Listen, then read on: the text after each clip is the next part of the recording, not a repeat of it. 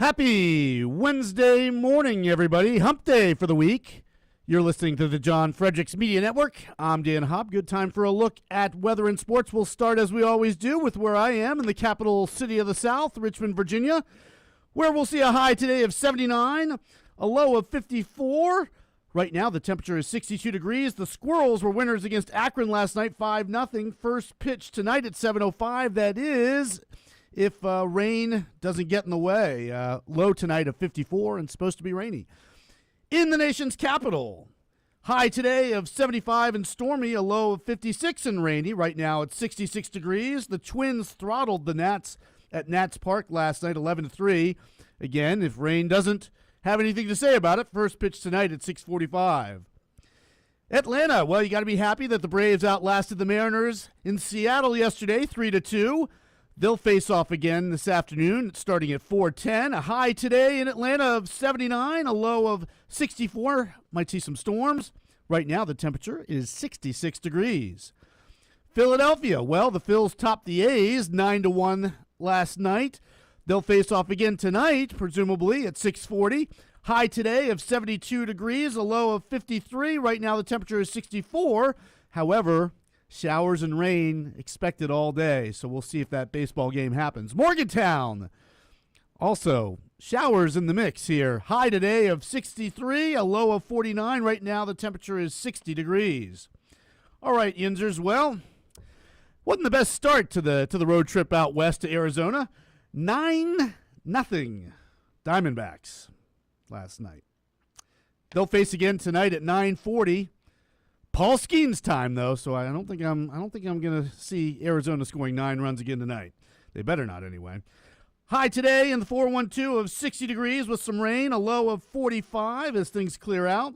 Right now the temperature is 58 degrees. Bringing you today's weather and sports update is the Godzilla Wins radio show for the best insight, analysis, and picks. Watch and listen to Godzilla Wins Saturday mornings from 9 to 11 all across the John Fredericks Media Network. Plus, to get John's daily sports picks, go to GodzillaWins.com. Once again, that's GodzillaWins.com. This has been Dan Hobgood for the John Fredericks Media Network. Outside the Box with the Ox is next, followed by The John Fredericks Show. Stay tuned, everyone.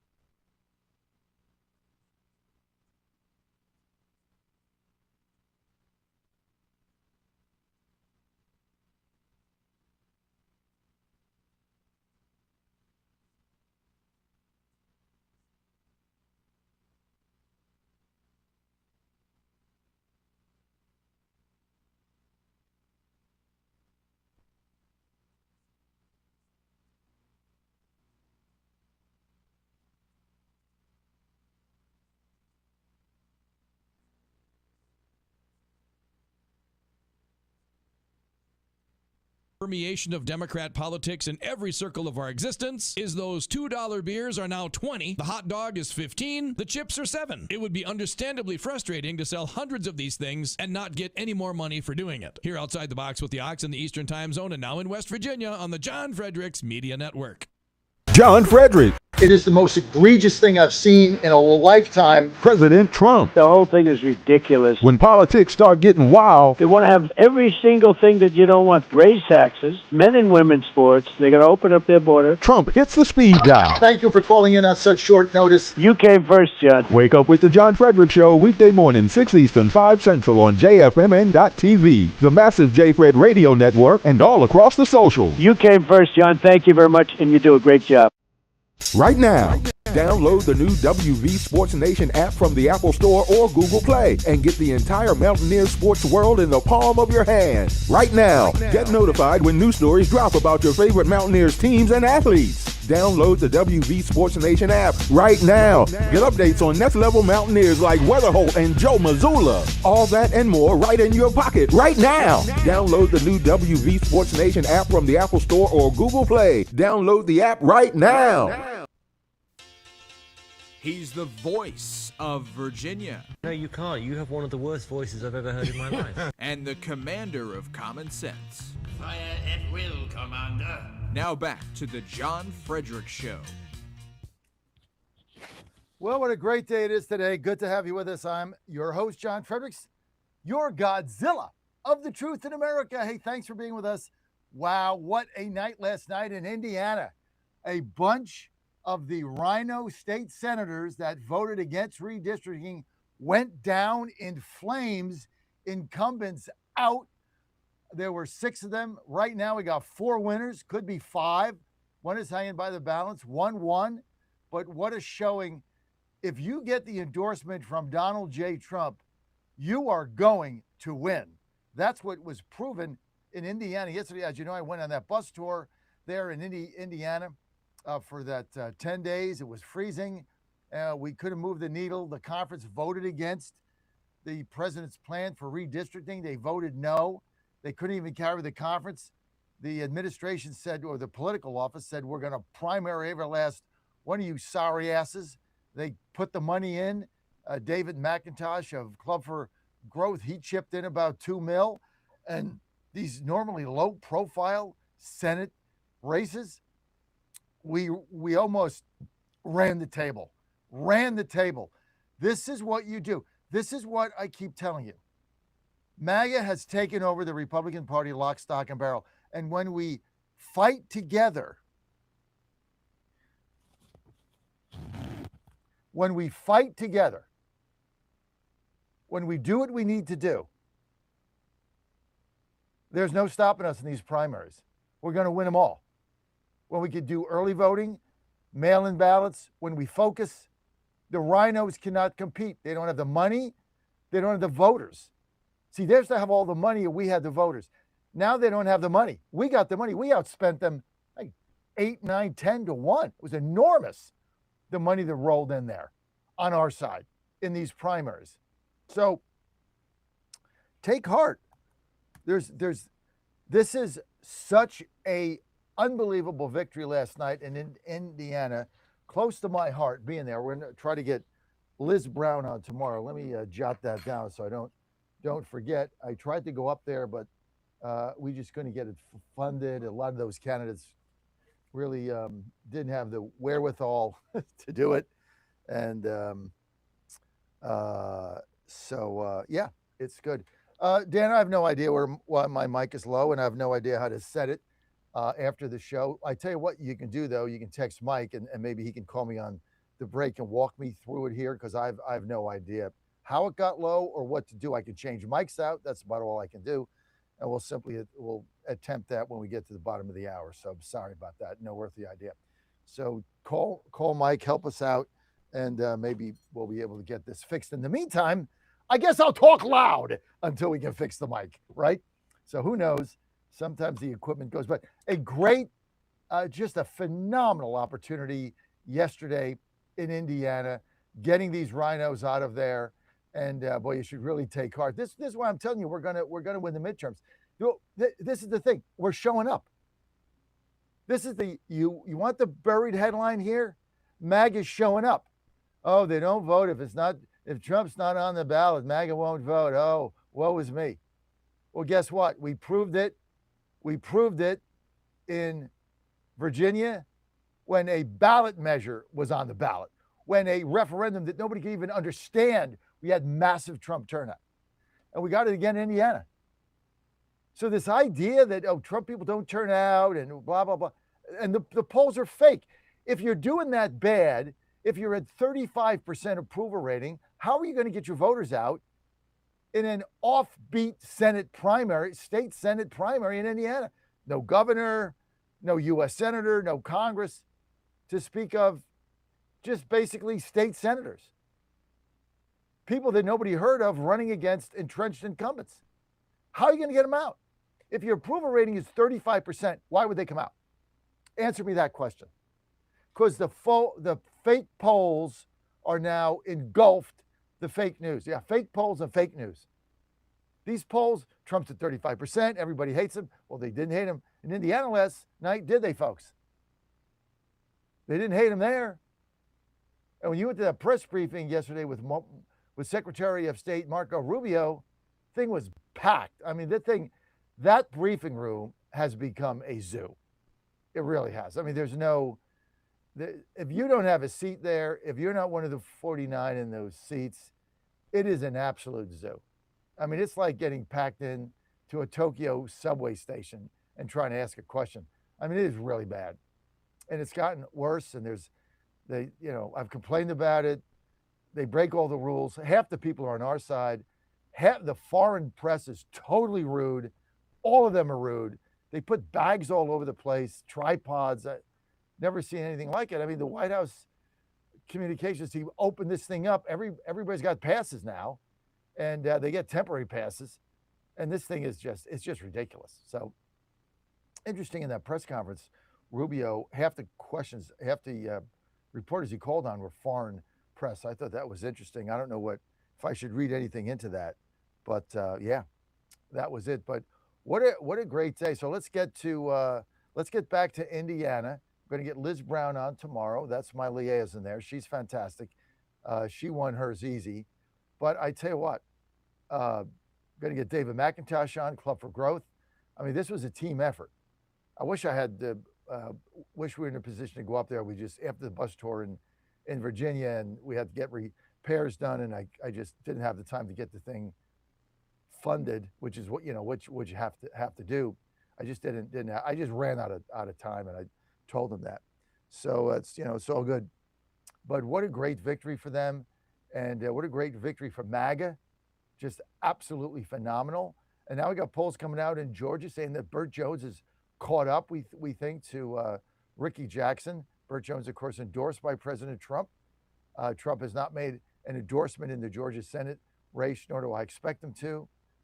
He's not made a selection right now in the South Carolina governor's race. Don't know if he's going to do that one there. Probably going to endorse Everett. I think we are going to do that in the next day or so. Another thing I got to jet that I got a lot to do.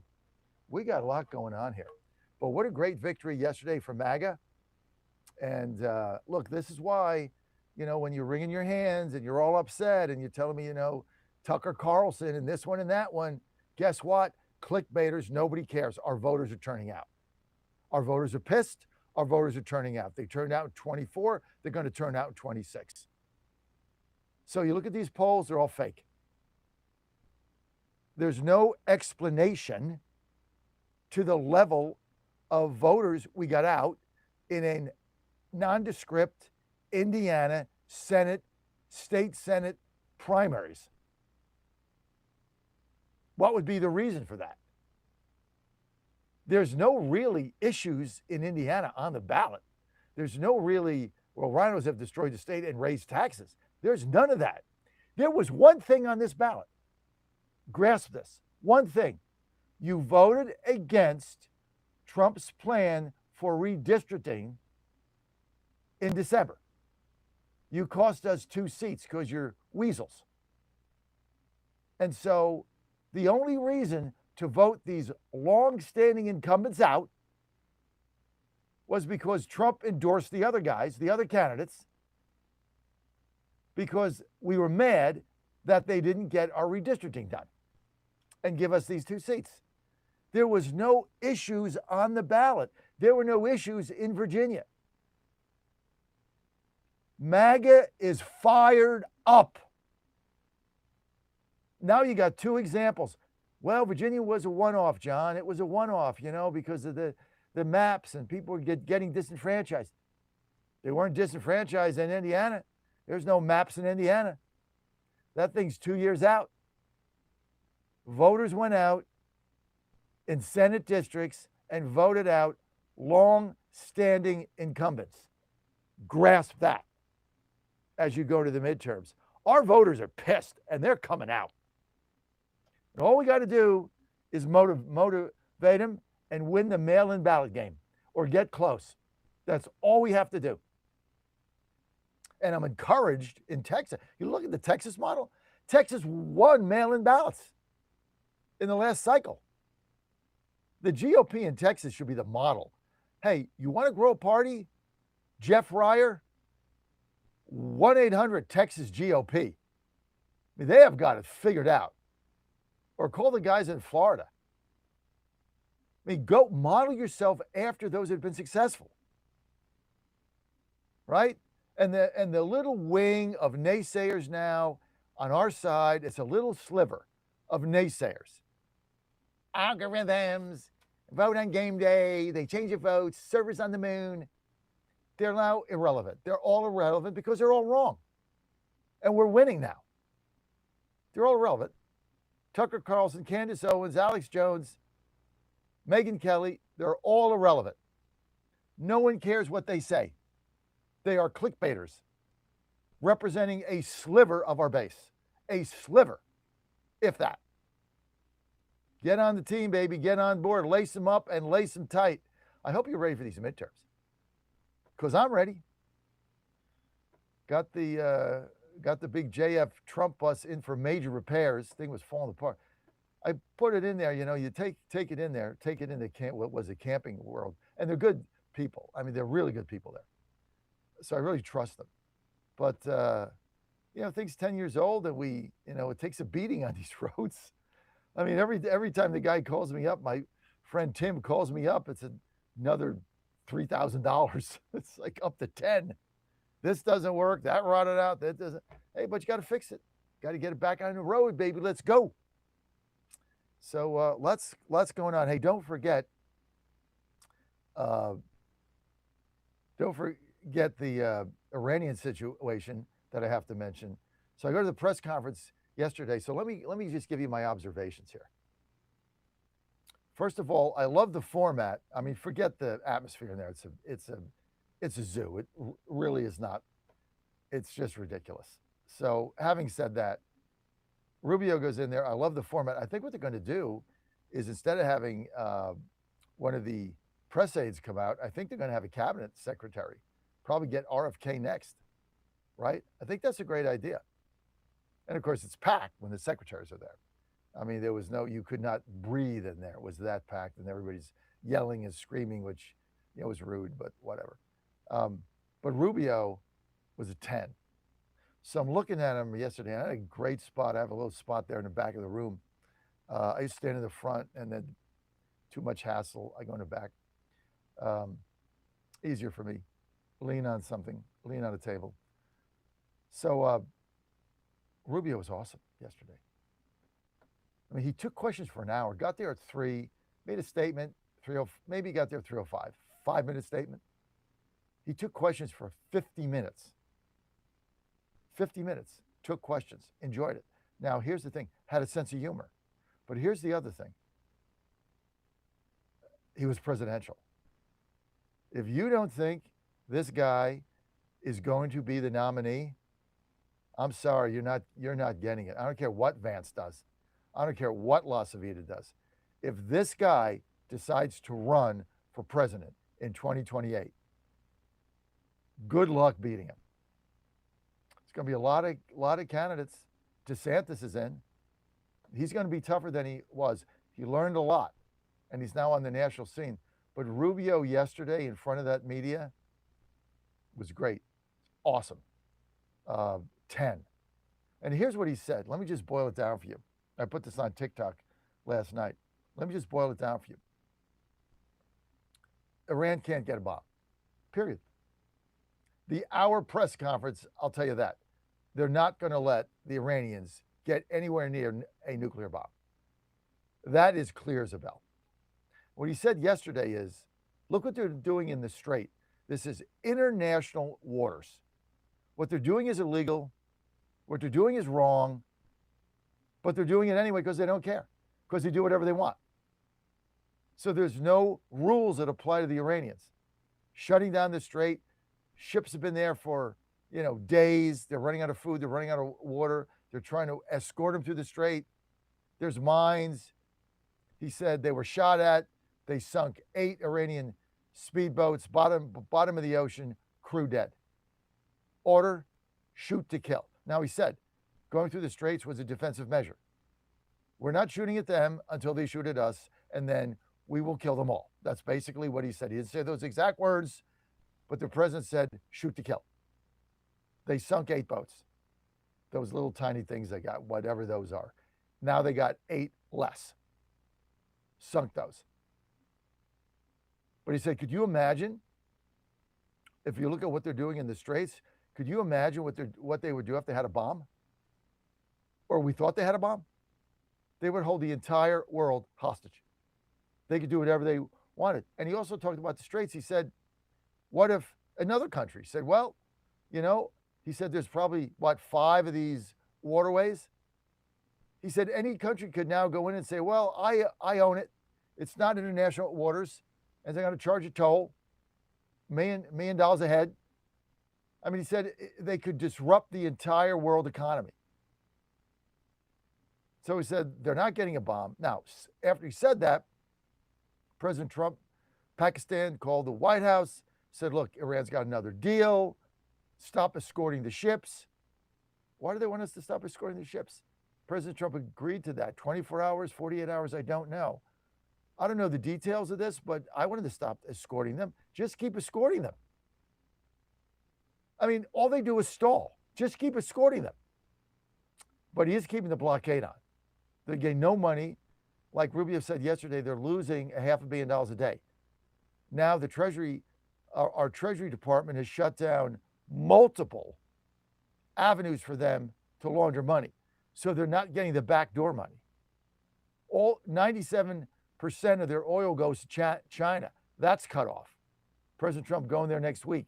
They got to get involved in this. They need that oil. Said basically, we're controlling the supply of oil going out. We're controlling it going in. They get nothing.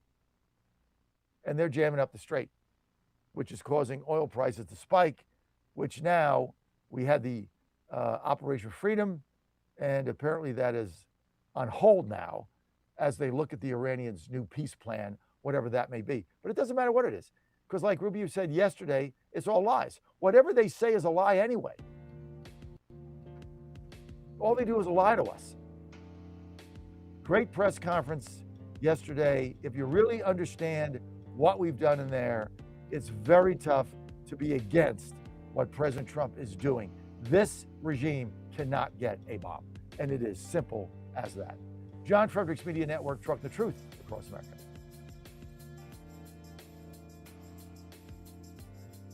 Now more than ever, it's imperative to support companies that share our conservative values. That's why I can't be more excited to tell you that I've switched my family to Patriot Mobile. Patriot Mobile is America's only Christian conservative wireless provider. When you switch to Patriot Mobile, you shift your support away from the leftist, woke, progressive agendas of Big Mobile. Patriot Mobile's wireless service works perfectly and seamlessly as you go about your lives with exceptional nationwide coverage that uses the same towers the main carriers use. Patriot Mobile donates a portion of every dollar earned to causes you care about, to organizations that fight for religious freedom, First and Second Amendment, sanctity of life, and the needs of veterans and first responders. Patriot Mobile has plans to fit any budget, along with great discounts for our veterans and first responder heroes, as well as multi-line users. Switching is easy. Just go to patriotmobile.com/Godzilla or call their U.S.-based customer service team, 972-PATRIOT. That's 972-728-7468. Use offer code Godzilla for free activation. In a time when everything feels political, one place must rise above it all: the courtroom, where the law rules and integrity matters. In 2020, Georgians came together, electing a justice who believes in protecting our courts.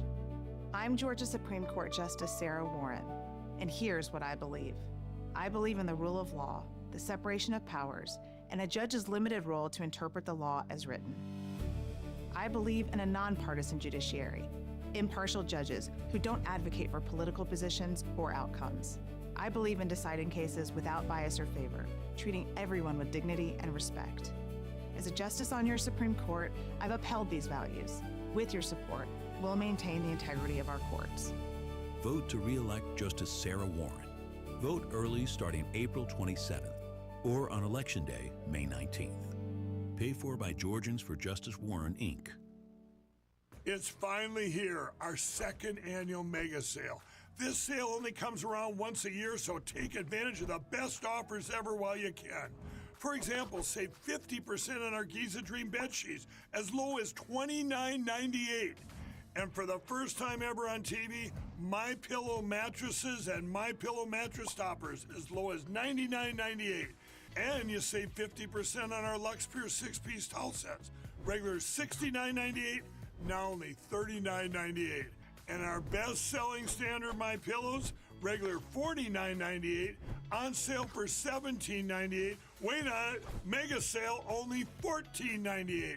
But wait, there's more. To make the mega sale even more special, when you order right now, your order's going to ship absolutely free. To take advantage of the second annual mega sale, go to mypillow.com or call 800-854-0504 and use promo code Godzilla. 1775 Coffee is giving away free starter kits. Try the dark or medium roast coffee with longevity blend, an infused blend with anti-aging calcium alpha-ketoglutarate, which has been clinically proven to reduce biological age. When you purchase the first 2 bags, you'll receive a free 1775 starter kit, including a third 16-ounce bag of coffee, a matte black tumbler, a frother, a gold scoop, or a reusable K-cup filter. Just order now at 1775coffee.com/Godzilla and claim your free 1775 starter kit while supplies last.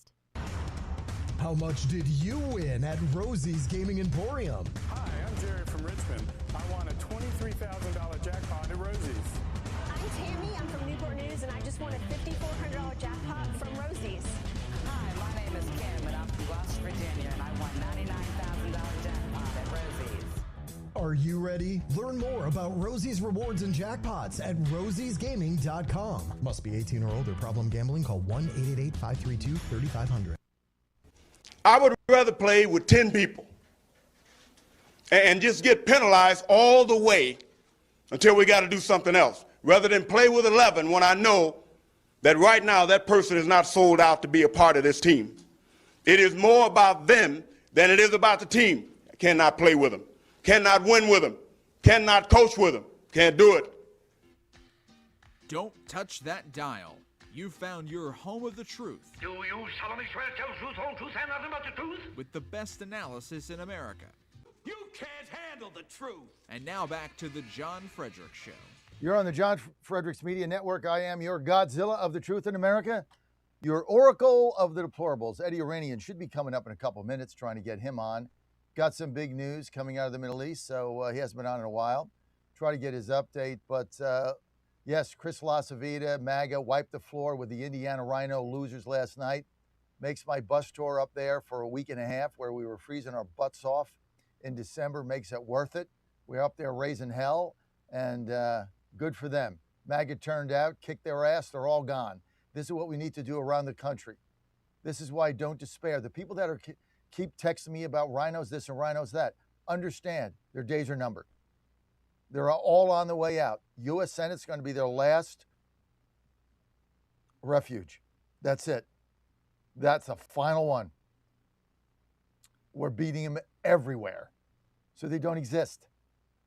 It's all MAGA, all of it. And that's why we should be very, very proud of what happened in Indiana. So it's all good. 888-480, John, you want to weigh in? 888-480-5646. Love to get your take on that. If you saw the press conference and Marco Rubio, which I thought was outstanding yesterday, you can get your take on that. Meantime, we've got a great event coming up. This time, Dan, you should have the graphic, which is a good thing. But we have a great event coming up that I really want you to come in. If you're all in the area, anywhere in the area of D.C., mark this on your calendar. June 16th is my election night party. It's going to be at the iconic City Tavern in Georgetown. And we got great speakers there. Congressman Morgan Griffith is going to be with us. Don't want to miss that. Also, U.S. Treasurer Brandon Beach, one of our featured speakers. Don't want to miss that. And the keynote speaker, Corey Lewandowski. June 16th is the primary in Washington, D.C., and that'll be our victory party. And all you got to do is go to MakeDCGreat.com, MakeDCGreat.com. And tickets are $50. There's an open bar, so you got to pay for it, obviously. Tickets are $50. You can be a VIP for $200. We'd appreciate that if you could do that. You get the VIP treatment there. You get to meet Corey and Morgan and the whole bunch of them in a VIP setting. So we don't sell a lot of tickets for events, but this is big. We got to keep raising money and keep fighting the establishment. You want to get rid of the rhinos? I'm trying to do it right here in Washington, D.C. That's why I'm so fired up about what just happened in Indiana. Absolute whitewash. Nobody thought it could be done. We outspent them, we outvoted them, we turned out, and we kicked them out. And some of these guys that have been there forever, long-standing people, been there forever, you know what? We don't care. You voted against us, you're out. We showed up, we kicked you out. You're done. Retire. Have a nice life. You got to fight fire with fire. I mean, what happened in December in Indiana was the biggest sham I've ever been involved in, where we couldn't even, forget the majority we needed, we couldn't even carry the conference. Unbelievable. Eddie Rainey coming up. Got a great schedule today. Just go to makedccgreat.com, makedccgreat.com, and buy your tickets there. You got to really, really enjoy it. It's going to be a great event. It's all about change, folks. Change is coming. Change is coming. We're all change agents here. Remember when a lot of you started with me? Trump was at 1% many years ago. 11 years ago, this thing started with us in May. I think I endorsed him in April before he went down the escalator. His poll numbers in the Republican primary were 1%. But it didn't matter because he was right for the country, and we knew it back then. And MAGA is now ascendant. So, yeah, it's going to be something else. Okay, we got a lot to go over today, folks. Hope you enjoyed my narrative. Phone lines are open, 888-480-JOHN, 888-480-5646. And let's get to a couple of clips here, Dan. We got some really good ones. I'm going to get to Rubio that I thought was outstanding last night. We're going to go to we'll do 18, 19, and 20, one at a time. Love the concept of him going to the zoo, the briefing room, and I just love the way he handled it. I was really watching him. Remember I told you I watched Vance when he was there. Didn't look presidential. He looked young, which he is, and there's nothing wrong with that, but he's young. Rubio yesterday, I was watching him. That's why I got a spot in the back so I could really, really focus on what I was seeing. So I've been around the block, as you know. Really had it going on. Glib, confident, fearless, sense of humor, banter, comfortable in his own shoes, comfortable with his positions, presidential. If that is a thing, if that's an adjective or whatever it is, noun, I don't know. But he really seemed like he was there. Very poised, but also glib, not stiff. You know, he didn't deliver a speech 5 minutes and then he answered 55 minutes of questions, which is tough to do in that environment, right? Let's roll it. Let's get to 18. Marco Rubio yesterday. To use our power and our abilities to project military power in the service of our national interest above all else. Now, what's really important for you to report and for everyone to understand is this is not an offensive operation. This is a defensive operation. And what that means is very simple. There's no shooting unless we're shot at first. Okay, we're not attacking them. But if they're attacking us or they're attacking a ship, you need to respond to that. You're not going to let some fast boat come up on a ship and shoot it up. We're going to respond to it, and we've been successful at it. I don't know what the exact number is, but I know a number of those fast boats have now been targeted, and will continue to be if they pose a threat to our forces. We'll shoot down drones, we'll shoot down missiles, but it's defensive in nature. This is defensive. So if you hear stories about attacks and launching of firing back and forth, it's not back and forth. We are only responding if attacked first. This is a defensive operation, and that's what's occurring here. Just about the importance of the Straits for a moment. This is approximately a quarter of the world's oil trade.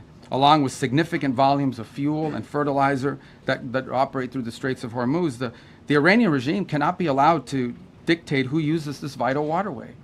I don't think this is also being reported enough. Maybe you are reporting. I don't read everyone. I don't know many damn outlets here. I don't know who you all are, but I mean. He said that a bunch of times. But look, I mean, his point was, before we put the kibosh, for temporary kibosh, on Operation Freedom, he said this was a defensive effort. You fire on us, we're going to fire back and sink you and kill you.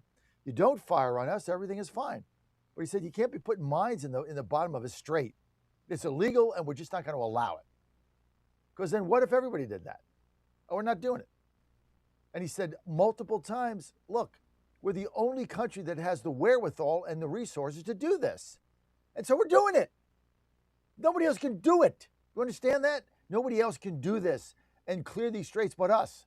So we're doing it. That's why we have a military. That's why we're there. That's why we're adding resources. All right, let's get to cut 18. Roll it. Take a listen. In Iran today. And so they're sitting ducks. They're isolated, they're starving, they're vulnerable, and at least 10 sailors have already died as a result of the civilian sailors. So already many nations privately and some publicly have asked the United States to help free their ships and to restore freedom of navigation in the Straits of Hormuz and this critical artery of global trade. And so President Trump, as he always does, stepped up and answered the calls for their help. And he's directed the United States military to guide these stranded ships to safety, to provide a protective bubble under which they can operate and move product and get themselves out of there and out of the harm's way. And this is the first step towards reopening the strait and bringing this regime's last-ditch act of economic arson, bringing that to a close. We're doing it not only because we were asked, but because we're the only ones who can. Only we have the power to sort of take the steps that we've taken now. Under this president, under President Trump, the United States will help our friends. We're going to stand up to rogue regimes like the one in Tehran, and we're going to be unashamed to use our power and our abilities to project military power in the service of our national interest above all else. Now, very clear, very concise, very cogent, very spot on, and very understandable. He had a way of explaining this yesterday that it was very effective. And basically, in layman's terms, if they had a bomb, you look at what they're doing in the Straits, what do you think they do? Everywhere. Last one, 19, take a listen.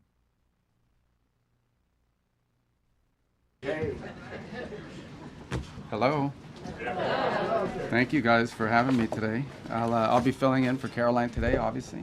So I'll have a brief remarks here and then we'll get to your questions. As you know, over the weekend, the president announced this Project Freedom. And the goal of it is to, frankly, if you want to talk about it, it's to rescue like almost 23,000 civilians from 87 different countries that are trapped inside of the Gulf and left for dead in the Persian Gulf by this Iranian regime. You know, for more than 2 months now, these innocent sailors and commercial crew members have been stranded out at sea because Iran is conducting something that's not just criminal. It's criminal for sure, but it's desperate and destructive, this blockade of the Straits of Hormuz. Nations from around the world, the overwhelming majority of whom are not even engaged in any military hostilities, are now at risk not just of losing their cargo, but the lives of their own citizens because of this blockade. These ships, you know, you don't leave a ship out there for this long. You start running out of food, you start running out of potable water, essential supplies, and they're at the mercy of this piracy. What it is, it's piracy. And not only that, but some of them have seen, you know, been open fire on and rained down senseless attacks on several civilian ships already. So frankly, the way to put it, these are innocent bystanders. These are countries that, and ships and so forth that have nothing to do with any of this and nonetheless are being caught in the middle of it and being held hostage merely because Iran could do that, just because of, just as the regime brutally slaughtered tens of thousands of their own citizens for the crime of peaceful protest, because they're unhappy with the quality of life or the lack of quality of life in Iran today. And so they're sitting ducks. They're isolated, they're starving, they're vulnerable, and at least 10 sailors have already died as a result of the civilian sailors. So already many nations... It's pretty amazing, don't you think? Pretty amazing to me that, that Rubio was able to come in there and just outline everything. And now we've got ostensibly Iran has put forth another deal, which I don't think is worth the paper it's written on because all they do is lie. We don't know who's in charge. But apparently there's another deal, and the Pakistanis asked us to stop Operation Freedom. Now, why would they ask us to stop that? Like, Operation Freedom is about escorting ships stranded in the Gulf. They're running out of food and water, getting them out of there, getting them to wherever they're going. Why would the Iranians want that stopped?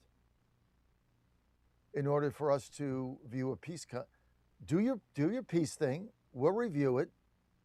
Why stop anything? Because all they do is lie. This is just another stall tactic. I mean, I don't have the details here, right? We're not inside. We don't have the briefings. We don't have the intel. But I can just look at this logically. Why would you cease anything you're doing? Obviously, they're very concerned that if we keep doing this Operation Freedom, all these ships will get through and they'll have no leverage. You take the straits away, this country is collapsing around them. They have no leverage. That's what they're freaked out about. So I don't know why we would stop that. I don't know why we'd stop anything. I don't even know why we're even taking their peace. I'd throw it all in the garbage. Just bomb the crap out of them, choke them off, open up the straits, and be done with the whole thing. The hell are you going to negotiate? Reparations? I give them a dime. This is their problem. And like Trump said yesterday in one of his Oval Office meetings, I was not there. They don't have any guns. Let's get to cut 23. Here's President Trump yesterday saying, "Yeah, we would love to get regime change, but the opposition doesn't have any guns, so there's nothing they can do. IRGC has the guns." Also, I don't think you're going to get regime change because there's people in Iran that actually support the nutballs. They support them. Religious matters, I don't know, they back them. So there's marches in cities with Iranian flags and the Ayatollah.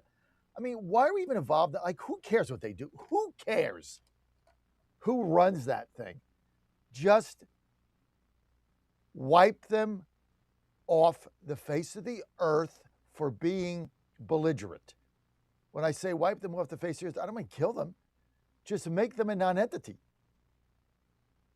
Make them a country that can't do anything to harm anybody else. And then if they want to massacre their own people, let them figure it out. Let their own people figure that out. Not my deal. Certainly don't want to go in there trying to fix that. People are getting massacred all over the globe. We got our own problems. Trump on giving them guns. Roll it. 23.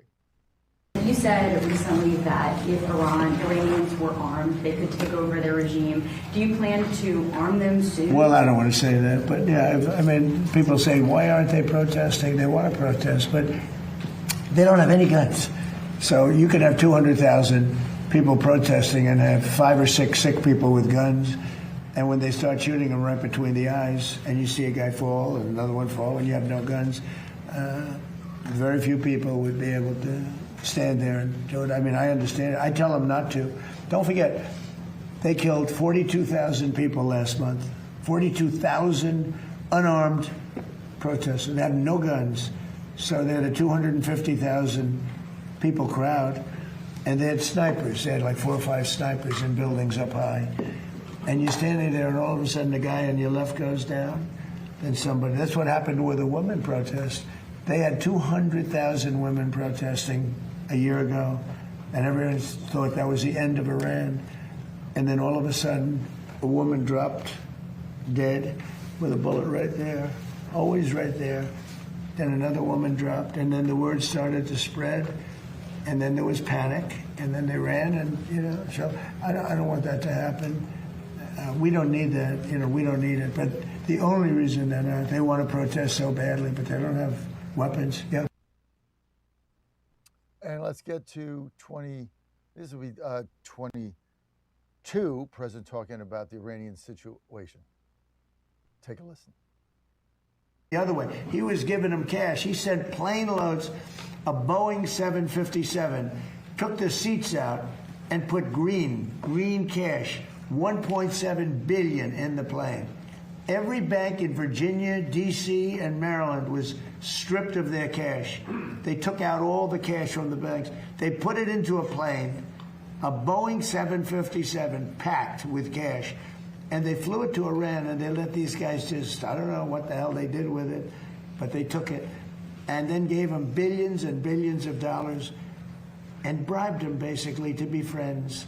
And after giving them tens of billions of dollars, they screwed Obama, okay? That's not the way we play. No, we do it the old-fashioned way. And they should wave. They're very proud. Maybe you won't see a white flag, but essentially that's already what they are. They should wave the white flag of surrender. In hockey, they say uncle, right? When are they gonna cry uncle? But and they have another expression. If this were a fight, they would stop it. But you know, we have to go out and we have to do it, and it's very sad to see. Even shooting those boats, they've got 3-4 guys. They got a little machine gun in front. They're shooting at one of our ships that's meant for it. It bounces. They don't even know they're being shot at. And then they take it out with an Apache helicopter in about 2 seconds. They go, Apache ship, northwest 10 degrees.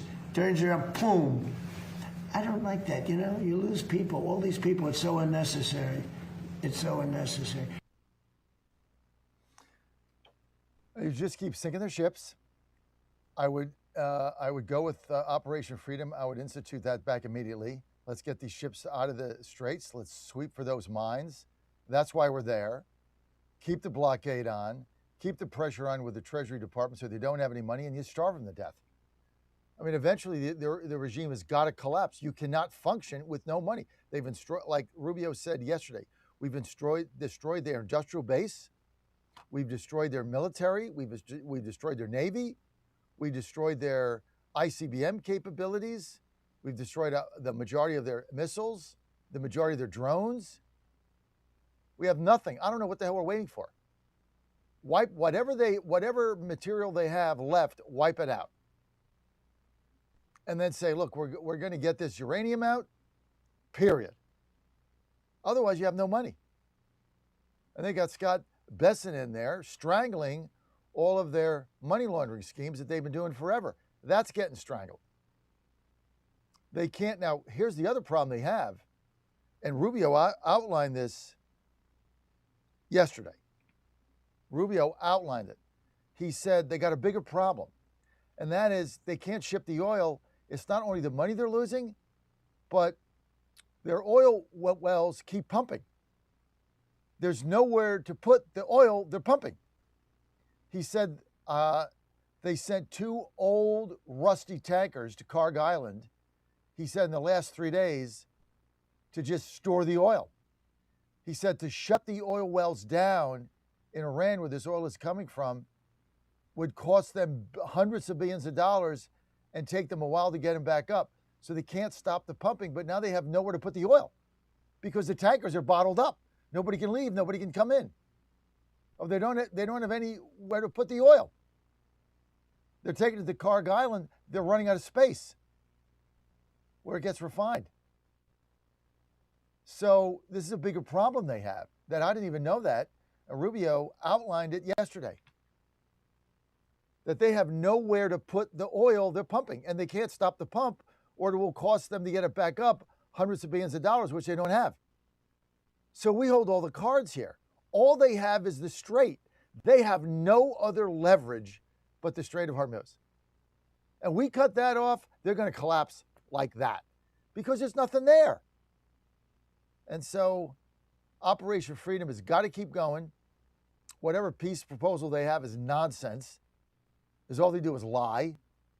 And Rubio nailed it. If you look at what they're doing in the Strait of Hormuz and you think about, project ahead, if they had a nuclear weapon, even an unsophisticated one, if they had a nuclear weapon, what do you think they'd do?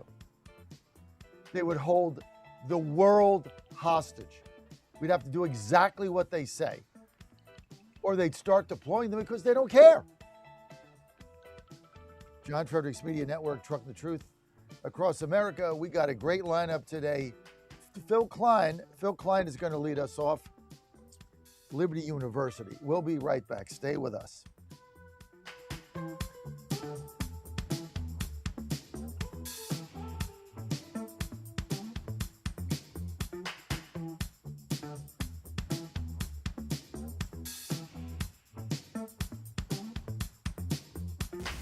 This is WJFN Goochland, Bonaire, Chester, and WJFB Portsmouth, part of the John Fredericks Media Network.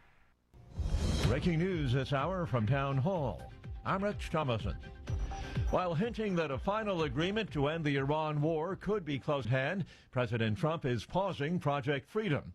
Writing on Truth Social, he says the effort to guide ships through the Strait of Hormuz is being put on hold for a short period of time to see whether the agreement can be finalized.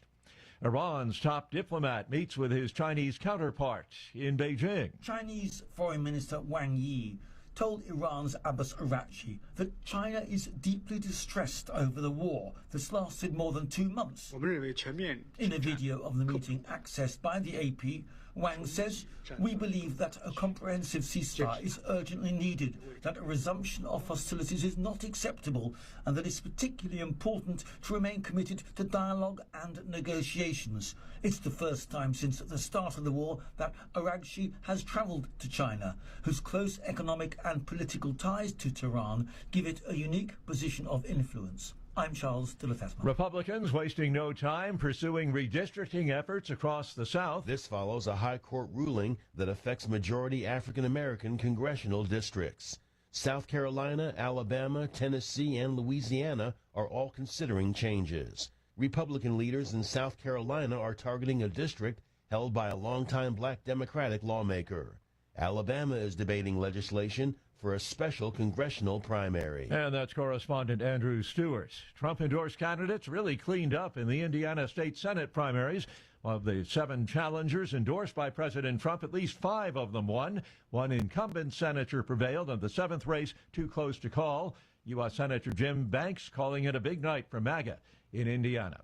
The Dow futures up 541 points. NASDAQ futures ahead 450. More on these stories, townhall.com. Health insurance rates are surging in America, leaving millions without affordable options. If you're sick of having paychecks eaten up by healthcare costs or dealing with mega corporations, then listen to this. Christians don't need to waste money on a broken system. That's why I want to tell you about Christian Healthcare Ministries. It's an alternative to traditional health insurance at half the cost. With CHM, fellow believers contribute monthly to help pay each other's medical bills. There's no enrollment period, so you can join anytime. And you aren't restricted to provider networks, so you choose the doctors and hospitals you want. It's that simple. CHM is not insurance. It's a ministry that puts faith into action. Feel the difference of financial support and biblical care from fellow believers. Join CHM today by visiting chministries.org/wellness. That's chministries.org/wellness. Russia has fired dozens of drones at Ukraine, ignoring a unilateral ceasefire announced earlier by Kiev. Ukrainian officials reported the attacks earlier today. The Russian Defense Ministry claims that Ukraine violated its own ceasefire, saying air defenses shot down 53 Ukrainian drones. Moscow had shown no sign of respecting Kiev's ceasefire in any event, and hopes for a pause in hostilities remain low. Ukrainian President Zelensky announced the ceasefire after Russia said it would hold its own later in the week. Ukraine's foreign minister criticizing Russia's actions, calling for increased international pressure on Moscow. The head of the World Health Organization says that 3 suspected hantavirus cases have been evacuated from a cruise ship. The WHO Director General says the health risk does remain low. The Dutch-flagged ship is stuck off Cape Verde with nearly 150 people on board. News and analysis at townhall.com. Well, different towns have different ways of having fun and drawing tourists. In Taiwan, you will find the community of Fenglan. City leaders there decided there had to be a way to draw people. While some cities have auto racing, horse racing, dog racing, not Fenglan. Nope, Fenglan has embraced snail racing. Well, there's excitement. No word on if the snails have little teeny tiny jockeys on them. We did learn the first snail race got underway in 2023. And one of these days, officials hope one of the snails might win. Jason Walker reporting. The price of a gallon of regular gasoline climbed just over 30 cents in the past week, spiking to an average $4.53 per gallon as of this morning, according to the AAA. And that's up 50% since the war with Iran got underway. Many drivers were hopeful in mid-April amid signs that the conflict could be winding down. Townhall.com.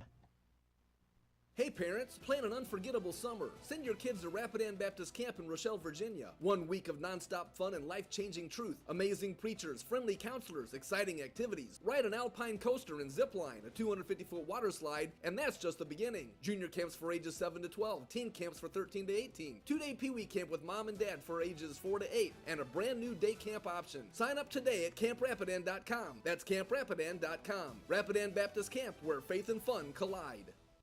What if those who were once called conspiracy theorists turn out to be right again? A new study by Korean doctors claimed that COVID vaccines raise the risk of 6 cancers, including lung, breast, and prostate. Researchers analyzed health records from more than 8.4 million adults between 2021 and 2023, and their findings were published in Biomarker Research, a respected scientific journal.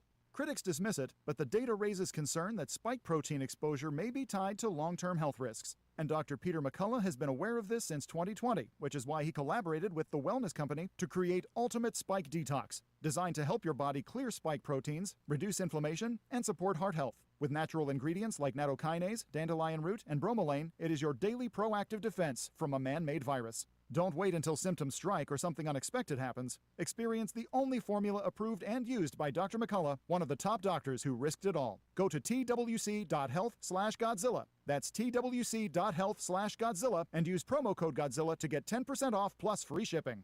This is Crom Carmichael, CEO of Solti. We got a wonderful email from one of our customers up east named Joe, and here's what he had to say.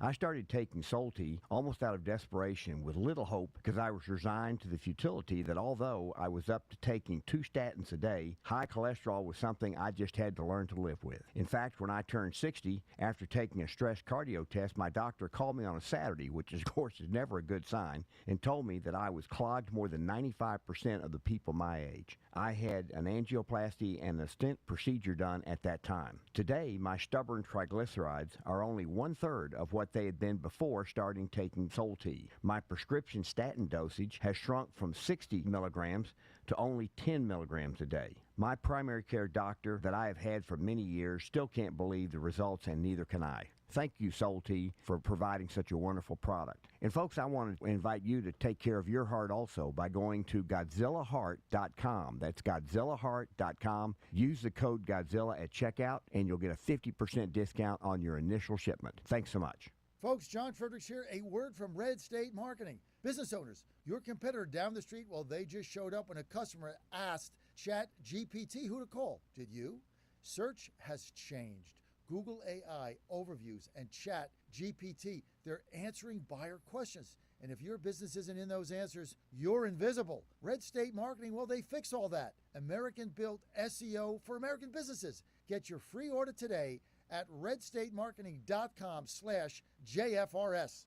Washington is wasting $500 million every year on a federal supervision system that doesn't work. Probation officers are overwhelmed. Resources are going to people who pose zero threat, while actual dangerous individuals slip through the cracks. The Safer Supervision Act stops the waste and refocuses every dollar on protecting families from harm. President Trump's own pollster found about 80% of Trump voters want this fixed. It's time for Congress to get this done. Stop the waste. Protect our communities. Visit safersupervision.com. Paid for by the Reform Action Fund. Tired of fumbling for your phone, wallet, or keys? Don't put it in your pants, put it in your pocket. Meet T-Pocket, the practical tees, the shirt that keeps it all in reach. Designed in the USA, assembled in the South, these tees feature smart built-in pockets for easy access. Long sleeve, short sleeve, available in most colors, with your favorite teams and logos to come later. Shop the full lineup now at tpocket.net. fast shipping, easy ordering. Grab yours today and level up your everyday carry. Put it in your pocket with T-Pocket. Tpocket.net. I think it's ridiculous that you're even asking me that question. That you even say the word. I mean, I'm serious. I'm sick of it. I don't even know why we even bring up the dadgum word. How about some of these other teams out there that lose to unranked opponents all the time? That's our 33rd win versus unranked opponent. We ain't lost to anybody unranked since 2011, but I have to come to a press conference in 2015 and get asked that. And that's all media bull crap. I can tell you how they feel about it. They don't like it. It's a lack of respect. It's not doing your homework and paying attention to what reality is. Should not be asked that question. He's your Godzilla of the truth in America. No gibberish or nonsense, just common sense. And now back to the John Fredericks Show. All right, you're back on the John Fredericks Media Network. Great to have you with us. I am your Godzilla of the truth in America, your oracle of the deplorables. 888-480-JOHN, 888-480-JOHN. Hey, Dan, just a little thing here. You got your cell phone with you, and if you ever think the phone lines are not working, well, you just pick up your cell phone and you call the line and see if it answers on the break. It's the best thing to do. Way to fix it is to find out if it's actually on, but we think it is. 888-480-5646, 888-480-5646. You want to weigh in? Law professor Phil Klein, former attorney general of Kansas, is coming up in a few moments, so we're looking forward to that. But absolute great news yesterday in Indiana by that bus story I did. Actually, at least we failed during that thing, but we got something out of it. There were 7 incumbents challenged. 5 of them got beat. 1 of them is going to get beat, and 1 incumbent hung on. We won 6 out of the 7 races. If you think that MAGA is staying home this election, think again. If you think that rhinos control the Republican Party, think again. The amount of time that we waste worrying about rhinos is time that we could be spent trying to figure out how to get in the game in mail-out ballots. It is a waste of time. They are done. It's like if you've ever gone hunting and you shot a deer, you shoot it and it keeps running for about, 50 yards and then drops? It's dead. That's basically it. They're gone. They're not going to win anything. They're going to hang on to a couple of the seats in the Senate, but they're all gone. There's the number of House members that are rhinos are like a handful.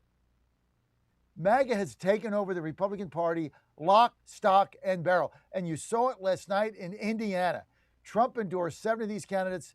5 of them already won. 6 is hanging in the ballots. 1 incumbent that's been there for 100 years or something hung on. That's it.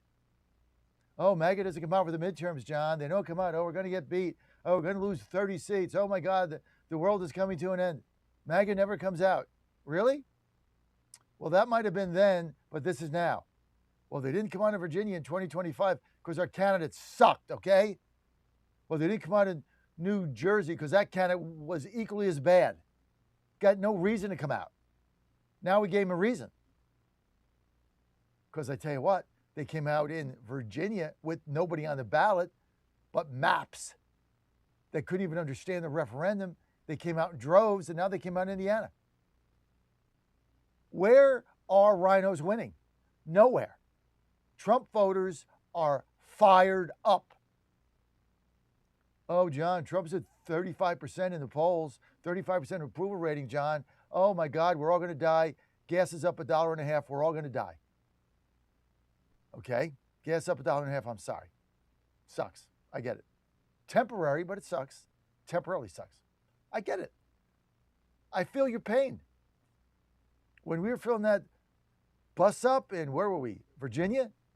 It was like, it was like every time we filled it up was $500. Yeah, I get it. Painful. Didn't budget that, but it's transitory. It's thing that will go. We're turning out. If Trump's approval rating, according to these fake polls, was 35%, how did he beat 5 incumbents in lower level state Senate races last night in Indiana. How did we do that? Because Trump voters stayed home. They didn't stay home on the referendum. They didn't stay home in Indiana. Fake polls are nonsense. You have poked, I told you this, you have poked the bear. You poked the bear. All they had to do was pass that redistricting. None of this would have happened. You poked the bear. You poked it in Virginia. You poked it in Indiana. You're going to keep poking it. Message to these governors. Get this done, or you're gone too. South Carolina, you got a primary, put it off. Or put the congressional ones off. You can do that too. Brian Kemp, Georgia, put it off. Or put the congressional ones off. Get a special session. Get it done. We got 12 to 14 seats hanging in the balance right now that we can get like that. Florida did it. Alabama's doing it. Mississippi's doing it. South Carolina has to do it. Georgia has to do it. Tennessee did it. Thank you, Bill Lee. All these seats. It's got to get done. Brian Kemp, call your special session today. Put the election off. Or put off congressional elections. Primaries. That's all you got to do. There's already a precedent for that. Fortune favors the bold. Now it's time. Kemp, you want a legacy? Do you want your legacy to be the only governor that didn't do this and we lose by 2 seats and they blame you? Is that what you want your legacy to be after all you've done in Georgia? Of course not. You don't want your legacy to be that, governor. You want your legacy to be right there as one of the best governors in America, right up there with DeSantis. And you can do it by calling a special session and getting these seats. Fight fire with fire. Oh, the Democrats, we're going to get seats here. Seats. You already gerrymandered it. Where are you going to get seats? New England? We have none. Where are you going to get seats? Illinois? You got all but 2. The hell are you going to get seats? They had nowhere to go. If you're not fired up today after Indiana, something's wrong with you. Right? You're just buying into the nonsense. You're buying into the clickbait, Tucker Carlson, Candace Owens, Megyn Kelly, Alex Jones. It's all nonsense. Clickbait nonsense. They represent a sliver of our base. It's a clown. It's a bunch of clowns. Joining me now, I'm fired up today. Joining me now, former Attorney General Kansas, law professor, Phil Klein. Phil, thanks for being with us today. Yeah, keep going, John. Keep going. Keep going. Congratulations to you. It was a great win in Indiana. Indiana was very disappointing to go up there for 10 days. I enjoyed being there, but then we couldn't even carry the conference. And now, of those senators that voted no, we challenged 7 of them. 5 are out. 1 is hanging by a thread. We're going to beat him. I'm already told by the La Savita people we're going to win that. We're going to win 6 out of the 7. Well, and I believe, John, the only one that was lost involved the Rhinos stealing a play out of the playbook of Joseph Kennedy and running a candidate with the same last name as the Trump-backed candidate. Joseph Kennedy, when John F. Kennedy ran for president in 1946, helped recruit a second candidate in the Democratic primary named John Russo. The primary candidate for JFK's race was another guy named John Russo. And that's how Kennedy ended up winning the Democratic primary, by splitting those votes. And so the Rhinos did that in Indiana. I think they recruited a woman named Alexandra Wilson to run against the Trump-backed Becky Wilson to split that vote. Well, listen, all's fair in love and war. So, good for the Rhinos for figuring one out. They saved the seat. And, it's not underhanded. I mean, you got to be able to figure these things out in a campaign. But you look at these results, Phil, and then you look at Virginia. And how are you going to sit there and tell me, Trump voters are not, or they never come out? They're done. They only come out for the big guy. Well, they came out in Virginia with nobody on the ballot, with no issue except a map. And they Indiana. Yeah, and you also saw in Indiana, there was a strong effort for quite a while, and still is, by the moderate Republican establishment to make former Vice President Pence a hero. Pence, from Indiana, was a leader in Indiana for many years. His backed candidate against the Trump candidate lost by 30 points. 30 points. I mean, you got to be kidding me, right? Lost by 30 points. I mean, where does that leave? It just, we control the party. Yeah, it's Trump's party now. There's MAGA is the Republican Party. And if we show up to vote, this is the results we're going to get. I tell you, it really bodes well for Burt Jones, who basically was down big to this guy, Ricky Jackson, in Georgia. And now the latest poll came out. He's caught up. He's tied. Well, there's something else that I really love about this, and we have talked about this previously, and that is the investment in local races. That's where a lot of the power is, and that's where we win, because our ideas are closest to the beliefs of the American people. It costs the left and those who oppose this new Republican Party a significant amount of more money to convey their issues to local voters. And if the Republican Party invests locally, we will win, and we will percolate these policies up from the bottom. That's the future of our party, because President Trump can't remain president forever. If we continue to invest locally and then build our base, we will prevail in the long term. I don't think there's any question about it. I want to get your take here, law professor and former attorney general. I'm very optimistic now about what is going to happen in Virginia when the Supreme Court, you think, is going to make this decision. I just don't see this thing holding up. I think it's gone. Morrissey says it's going to go down 7-0. Not sure about that, but I don't see where they're going to get 4 votes in order to break the Constitution. I just don't see it. You? Yeah, I've believed for some time now that this will be set aside, and that the Virginia Supreme Court is very disciplined procedurally, and that they had significant legal reasons relating to jurisdiction or improperly making decisions near an election, which the left doesn't worry about at all, but this court is disciplined in. And so therefore they waited until after the election. That was not a sign that they would not strike it down. They substantiated their reasons. And of course, they refused the recent stay as it relates to certification.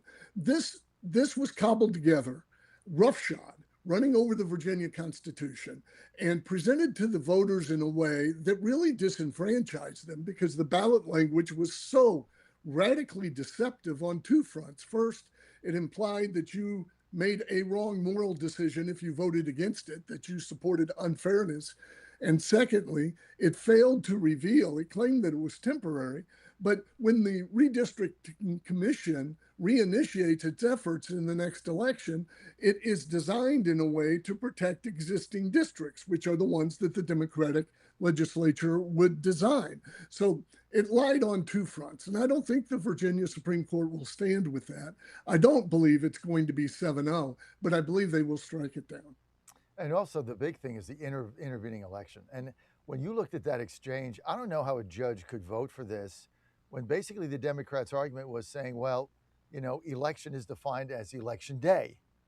And one of the judges said, well, okay, well, if it's election day, then what you're telling me is that you could pass this on election day at 6:59 p.m., 1 minute before the polls close, and you would call that an intervening election when everybody voted. And the guy's like, yes. He had no other answer. He said, yes. Well, then, yes. Then there's no intervening election then. Yeah, and in oral argument, those representing the Republican Party made it very clear that disenfranchises voters' ability to elect or defeat those who supported the constitutional amendment before the constitutional amendment is placed on the ballot, which was one of the reasons why there was the intervening election requirement. So there are all kinds of reasons for this court to set aside. And in totality, if you step back and look at it, most of them are because the election was illegitimate. The voters were misled. The Constitution was set aside so that the Democrats could ram this through. Well, I think it's going down, and they're going to lose what they think they gained 4 seats. That's gone. And I think they probably, I've said this before, Phil Klein, in Virginia, I thought if they did nothing, they were likely to gain 1 seat minimum, probably 2 if things, but they poked the bear. If you voted in Virginia against these maps, you are coming out and voting for those Republican incumbents. I don't have any doubt about it. So I think they probably could have won 1 or 2 seats. Now they're not going to win any. They're done. Yeah, I think they made a mistake here. When the Supreme Court acts and you look at what is happening across the nation, the Republicans could pick up 13 to 19 seats in the House based on the current redistricting efforts and the Supreme Court's decision in Calais. Well, I don't think there's any doubt that, well, we'll see what happens. Look, I mean, when do you think they'll rule? I don't know. No one knows. I really don't know. Everybody I ask has the same answer.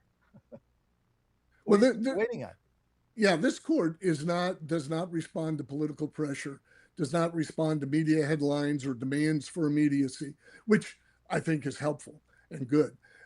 They will exercise their reason and they'll take their time to make the right decision. I hope. What's interesting is when you say that, is the other side is telling me, well, they're all appointed by the same legislature, and if they don't vote no, they're all going to, those that are up won't get reappointed, and so there is political pressure on them. Do you buy into that? Well, sure, there's political pressure on them, but I think that they will act and set that aside. I do believe so. The court is fairly balanced because of the way that it's selected.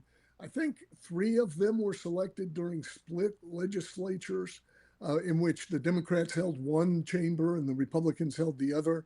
I think another 2 or 3 were when Republicans in control and 1 with Democrat control. So they're familiar with all these legislative politics and pressure and so forth, but they have been disciplined in their decisions, and I hope that it continues. What did you think about the Spirit Airlines collapse?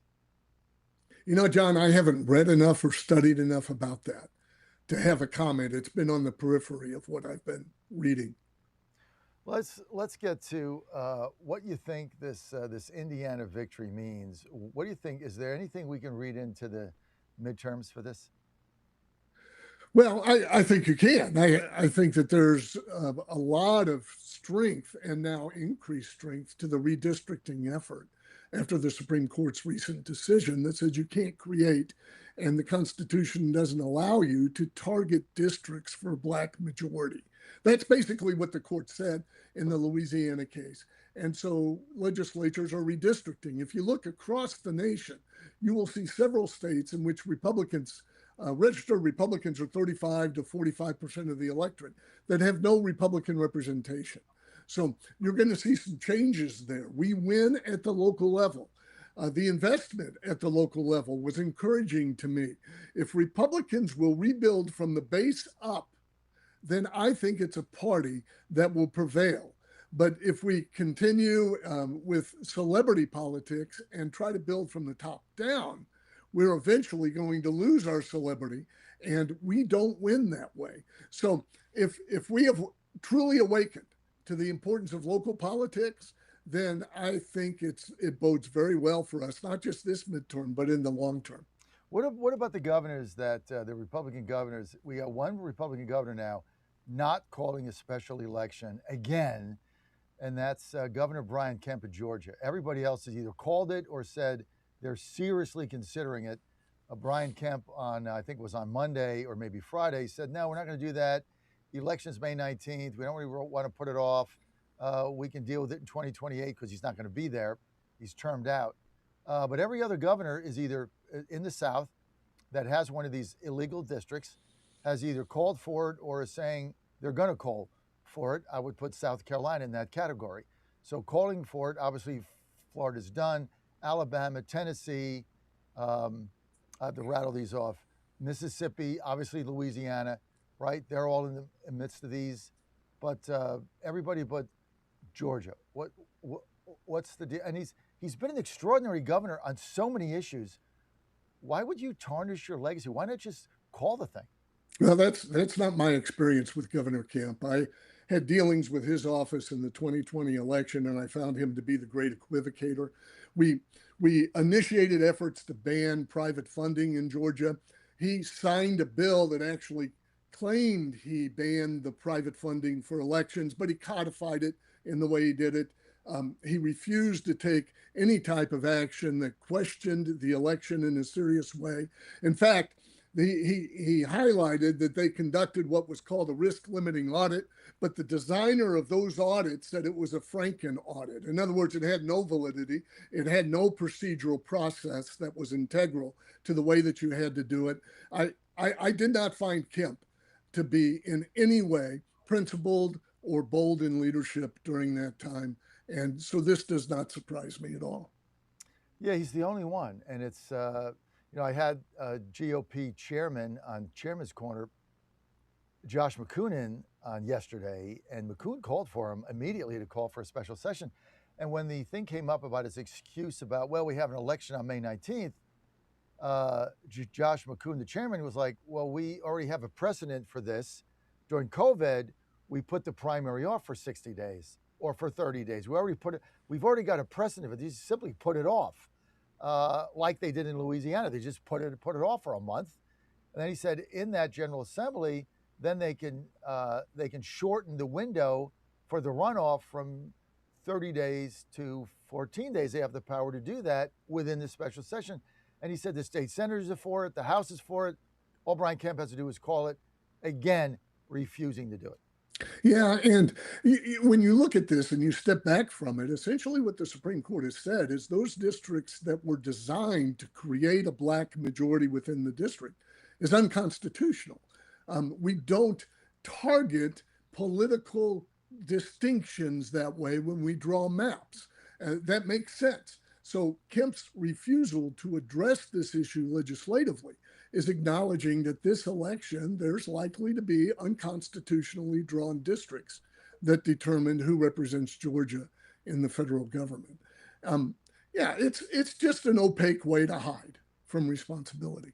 All right, we're out of time. I want to thank law professor Phil Klein for being with us, as always. Also, former Attorney General, Kansas. Also, Chiefs fan. Also, Royals fan. Misery. Hey, 8-2 in the last 10 games. Misery loves company. Astros beat the Dodgers last night. Yeah, that's a good win. We suck. Everybody's hurt. Now Correa's out again. Now Correa's out. The catcher's out. We got like 19 guys on the injured list. Unbelievable. Again, second season in 2000 in a row. We got to go, Phil. Thank you. Thank you. It was 12 seconds. 5 years later, it was only 8 seconds. 1 second less than a goldfish. If you're often distracted or have trouble recalling information, you're likely to fall behind in the demanding, fast-paced 21st century. In other words, brain performance is more critical now than ever. Boost your brain power with Healthy Cell's Focus Plus Recall. Science-backed nootropics to help you sharpen focus, concentrate longer, enhance recall, improve mental speed, learn rapidly, and be more alert. It's a pill-free brain supplement made with maximum absorption ingestible gel technology, designed to feed your brain at the cellular level. Take it for a test drive. Go to healthycell.com and use code GODZILLA for 20% off your first order of Focus Plus Recall. That's healthycell.com, code GODZILLA for 20% off. Now more than ever, it's imperative to support companies that share our conservative values. That's why I can't be more excited to tell you that I've switched my family to Patriot Mobile. Patriot Mobile is America's only Christian conservative wireless provider. When you switch to Patriot Mobile, you shift your support away from the leftist, woke, progressive agendas of Big Mobile. Patriot Mobile's wireless service works perfectly and seamlessly as you go about your lives with exceptional nationwide coverage that uses the same towers the main carriers use. Patriot Mobile donates a portion of every dollar earned to causes you care about, to organizations that fight for religious freedom, First and Second Amendments, sanctity of life, and the needs of veterans and first responders. Patriot Mobile has plans to fit any budget, along with great discounts for our veterans and first responder heroes, as well as multi-line users. Switching is easy. Just go to patriotmobile.com/Godzilla or call their U.S.-based customer service team, 972-PATRIOT. That's 972-728-7468. Use offer code Godzilla for free activation. The Trump administration has brought a lot of positive changes when it comes to fixing our broken healthcare system, but there's only so much the government can do. And if we really want to make America healthy again, that starts at home, and that's where the Wellness Company comes in. The Wellness Company allows you to make sure you're prepared for whatever happens with their prescription medical kits, which contain an assortment of life-saving medications and guidebooks to assist in the proper use of these medications. The Wellness Company also offers a variety of health products, from parasite cleanses to methylene blue to weight loss and so much more, helping you stay healthy and live a longer, better, healthier life. Make America healthy again. That starts at home. So do your part and protect the health of you and your family. All you have to do is go to twc.health/Godzilla today and order. That's twc.health/Godzilla. Use promo code Godzilla to save 10%. That's twc.health/Godzilla. The Cats and Cosby Show. It's the top news of the day. This show knows things before anybody else is transmitting it. I said 5 minutes after we make a deal, the price of crude oils can go down $20 a barrel. Well, it went down $20 a barrel today. It did. 15 days from now, and if it looks like we have a good deal, it'll go down another $25 a barrel. Cats and Cosby, 5 Eastern, 4 Central on the John Fredericks Media Network. And that's a good sign for us, obviously, and for the free world. President Trump is already transforming Washington, D.C., making it the safest, cleanest, and most beautiful city in the world. But we need fighters on the ground to keep it going. I'm John Fredericks, and I'm running for chairman of D.C. GOP Ward 2 to make sure Trump's vision for this city becomes a reality. Safe streets, clean neighborhoods, and yes, rat-free. Go to MakeDCGreat.com. That's MakeDCGreat.com right now and send a donation. Let's finish what President Trump started. Donation limit $200. I'm John Fredericks, and I paid for this ad. John Fredericks. It is the most egregious thing I've seen in a lifetime. President Trump. The whole thing is ridiculous. When politics start getting wild. They want to have every single thing that you don't want. Raise taxes, men and women's sports. They're going to open up their border. Trump hits the speed dial. Thank you for calling in on such short notice. You came first, John. Wake up with the John Fredericks Show weekday morning, 6 Eastern, 5 Central on JFMN.TV, the massive J-Fred radio network, and all across the social. You came first, John. Thank you very much, and you do a great job. He's the voice of Virginia. No, you can't. You have one of the worst voices I've ever heard in my life. And the commander of common sense. Fire at will, Commander. Now back to the John Fredericks Show. You're back in the John Fredericks Media Network. Great to have you. I am your Godzilla of the truth in America, your oracle of the deplorables. Well, what a night. Last night in Indiana, MAGA back. Morgan Griffith coming up. Remember, Morgan, part of the MAGA network. Morgan, the first congressman in Virginia, the first incumbent to endorse President Trump in 2024. Thank you for doing that, Morgan. You're a visionary indeed, no doubt about it. And God willing, not totally confirmed yet, but God willing, Morgan Griffith will be at our Victory Night party event in Georgetown at the iconic City Tavern on June 16th, 6 to 9 p.m. Tickets available right now. Let's put that up. Let's put that graphic. It's a cool graphic we got. Got a really good picture of Morgan. He looks fabulous there because he's swimming every day. He's in great shape. So not confirmed, but the other two are Brandon Beach. Done deal. He's coming. He's our U.S. Treasurer. Get that up for me, Dan. And also, let's not forget our featured speaker, Corey Lewandowski. That's going to be June 16th. Tickets are available right now. Just go to MakeDCGreat.com, MakeDCGreat.com as we fight for a real party in Washington, D.C. I'm determined to do that. And so Corey Lewandowski is going to be there. State U.S. Treasurer Brandon Beach is going to be there. And hopefully Morgan can work it out on his calendar. So still trying to get that confirmed, but we look forward to seeing him. And you can get tickets right there. Just go to MakeDCGreat.com, MakeDCGreat.com. Tickets, $50 And for a gold, 100, and VIP is 200. That's what our tickets are. You're really going to enjoy it. Open bar, got plenty of food and fun, and a big victory on June 16th as we turn things around.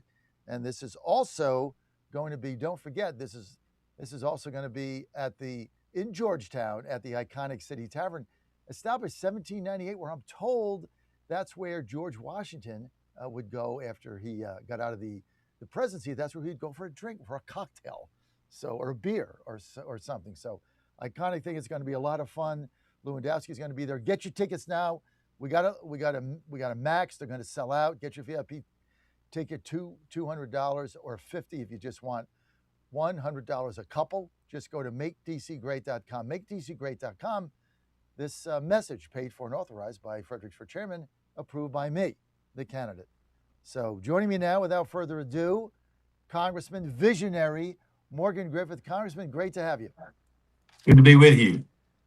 You look fantastic, as always. Well, I'm doing my best. I'm in a hotel room this morning. I've been out working all over the district. And as you know, it's a very large district, larger than 9 states by landmass. And so it just made sense for me to spend the night last night in Abingdon. And so, I'm in a hotel room. Not ideal, but it's working. It's fine. And it's good to have you with us. And I love the fact that you're out in the 9th district talking to voters. Big win for MAGA last night in Indiana. A lot of people saying that, MAGA was fraying, and we got, the clickbaiters. I don't even want to go into their names against that. But you didn't see that in the Virginia redistricting. You certainly didn't see it in Indiana yesterday. When you're out talking to voters, I know gas is up. They're concerned. What's the feedback that you're getting from Morgan Griffith constituents in South Virginia? Number one is the gas price. I mean, we're over $4. It is about as high as we've ever seen it, and we need to get those gas prices down. We need the president to figure out how to do that, and obviously opening up the Straits of Hormuz is a big part of that. But the prices should come down. This is not like Biden when you had just inflation across the board. This is because of the conflict in Iran, and in all fairness, it's hard on everybody, but the president needed to do something about Iran getting a nuclear weapon, and he took bold action, and I commend him for that. But hopefully we can get the Straits of Hormuz truly open, get those petroleum prices worldwide down. And then we need to focus, John, on the fact that we don't do refining in this country the way we ought to. And California wants to close down some more. Colorado's making it difficult on their states. We need to come in. We need to have a national policy to encourage more oil refining in the United States. We have all the oil we need, but what we don't have is refineries. And of course, the world price affects us no matter what. But if we had the refineries, we could take action to bring those prices down more quickly. And so it's a little frustrating. For years, I've been working on getting regulations reduced, and our colleagues on the other side of the aisle, the Democrats, they don't want the regulations reduced. They want to have everything, refining of oil, the refining of rare earths, the smelting of metals. They want it all done somewhere else, not here in the United States.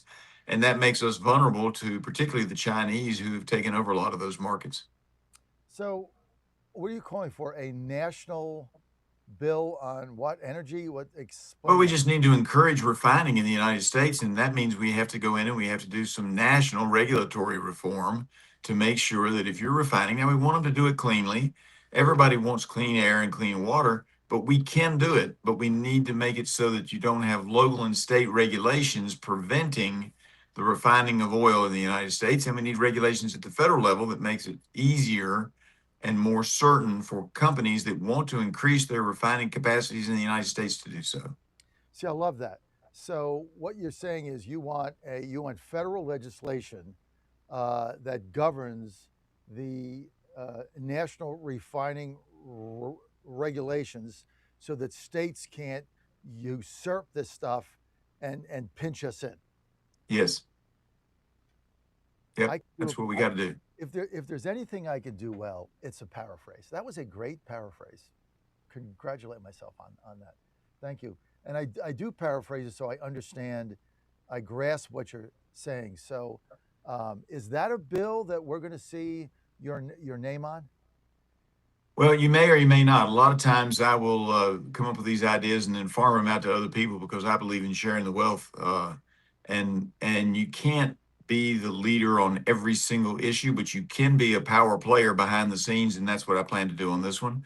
I will talk to my colleagues on the energy subcommittee, and we'll see what we can get done. So when you look at, let's get to Virginia, and then we're going to get into the other redistricting, because I believe now we're going to win the midterms. I think the polls are fake. If you look at Indiana yesterday, right? You look at these fake polls. Oh, Trump's approval ratings in the tank, 35%, the lowest in history. Yet they go to Indiana, they run a lower level races, right? State senators. I was there for 10 days trying to get that done. They voted against redistricting, couldn't carry in the conference. It looks like now, I just heard 6 of the 7 incumbents are gone. That's unbelievable. So MAGA turned out in droves. One of them got beat by 30 points. That was backed by Pence.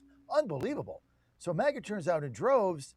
So if Trump's approval rating is 35% and everybody hates him, how's he get his voters to turn out and crush long-standing Indiana state incumbents?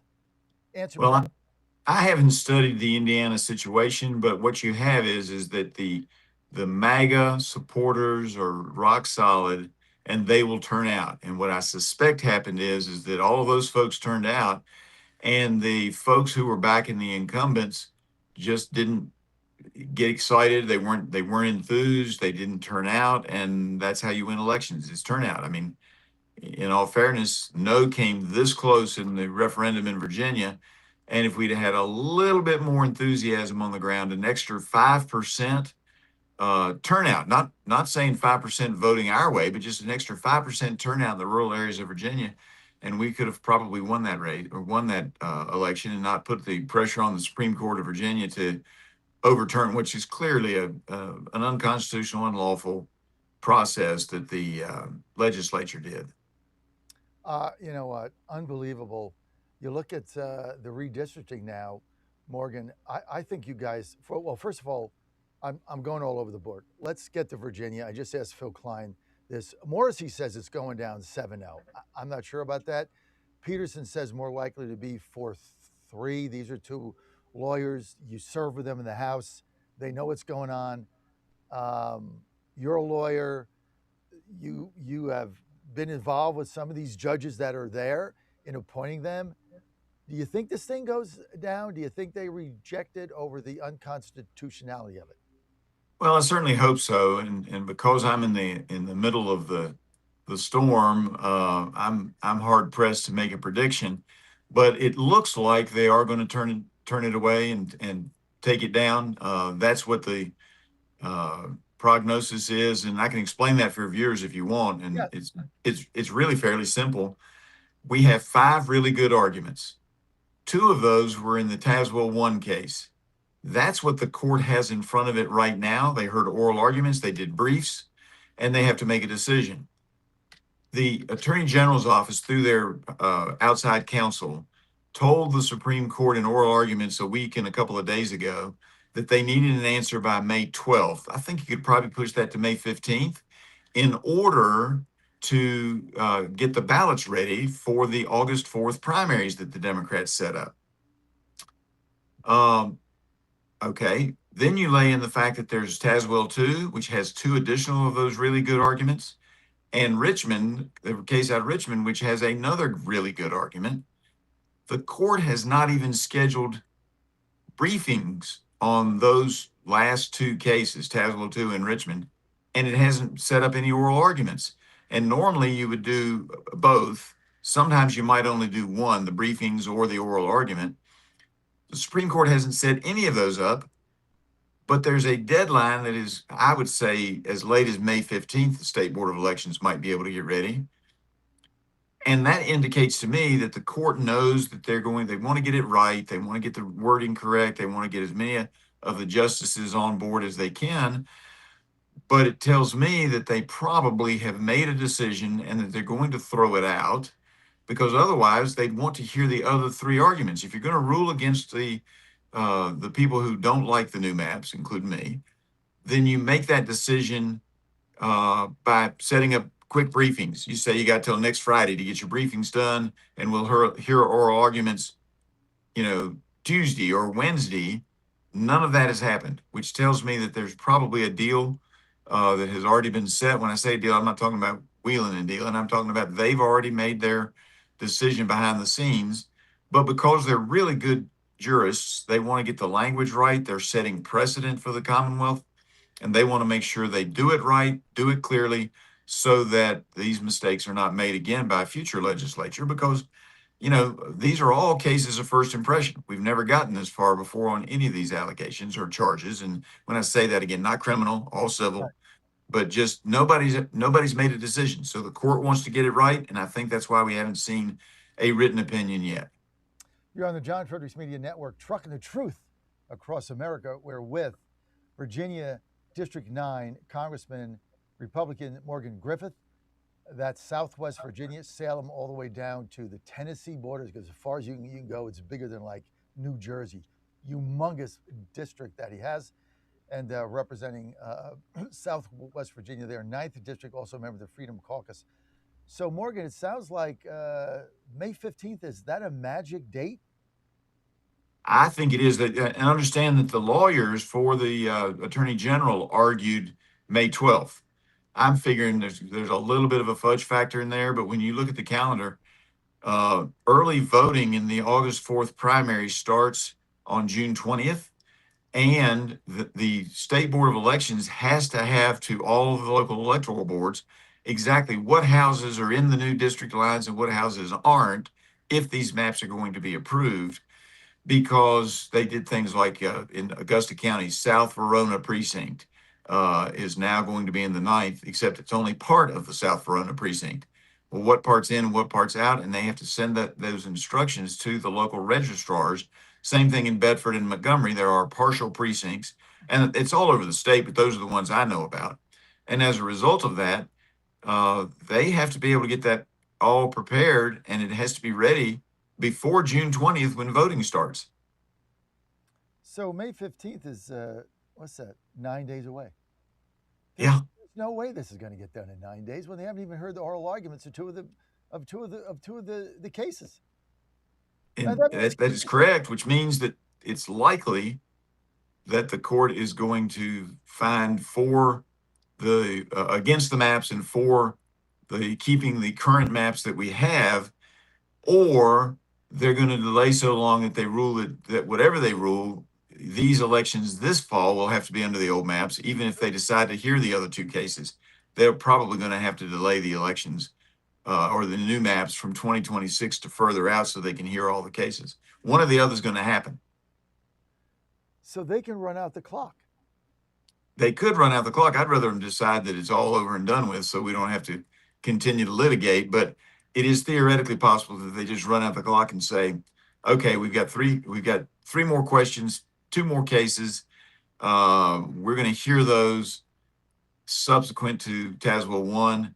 And here's your briefing schedule, and you won't file briefs until June 15th, in which case you can't do the elections this year. You're back to the old maps. That's what's going to happen.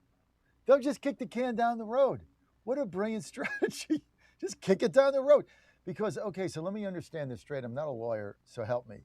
For our laymen out there and our listeners, great segment, by the way, Morgan. So inaction favors us. That is correct. Of the Tazewell, of the Judge Hurley stay. So they got to overrule the state. Like Judge Hurley will not he said you can't get certified.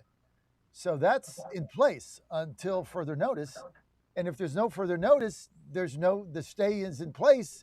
You can't get certified and you're back to the 2024 maps. Is that right? That is correct. That is correct. That's the first time I've heard this. Yeah, something has to happen by May 15th, or I believe the court will rule that you can't get it done before this November, and they will then take a big chunk of the summer to make the decisions on the other 2 cases. Now, I'm hopeful they'll decide on Tazewell 1 and we win, but that other is a realistic possibility. All right, so it looks like I don't think they're going to rule in favor of this. Worst case is they kick the can down the road and we deal with it later. But even that doesn't bode well, because if you start hearing all these arguments, the argument, I mean, the Democrats have no response to any of them.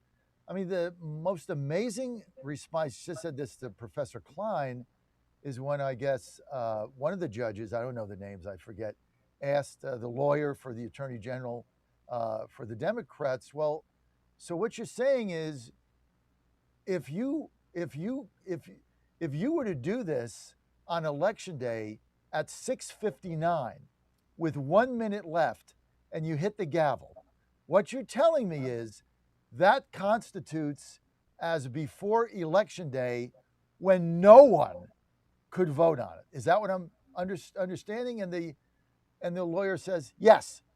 Well, how does that?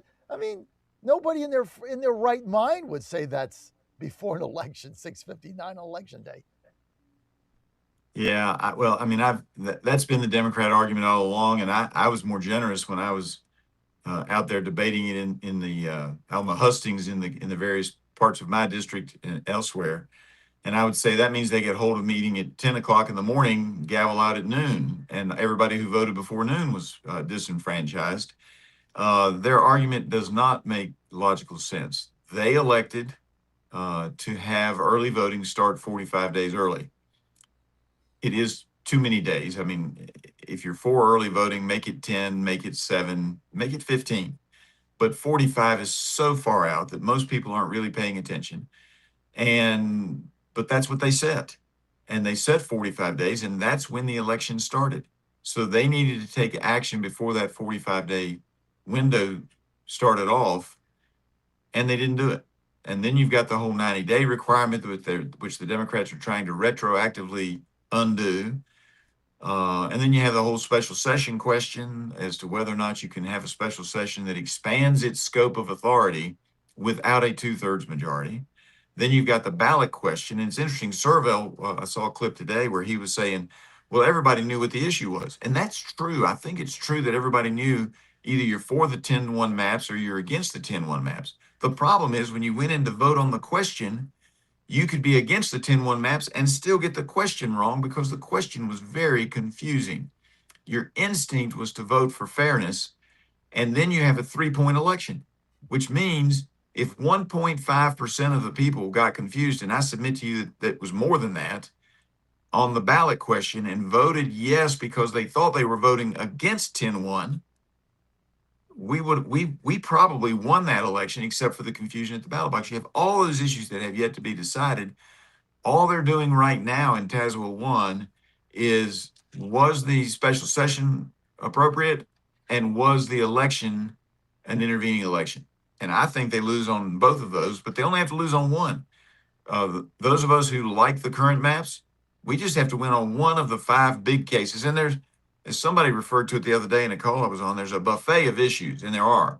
I think there's 5 that get up there, if you're on a buffet, that are up there with, your steak and your really good chicken and your sliced ham. I think there's 5 of those. But then you've got all the, the baked beans and the green beans and the mashed potatoes issues that are all out there too. This thing is just really, when you look at the weight of all of the problems with the position of the Democrats trying to ram this through at the last minute, because we had a constitutional amendment in Virginia that said you can't do that, they've tripped over so many different tripwires that I cannot see how the court can uphold them on everything. And we only have to win one.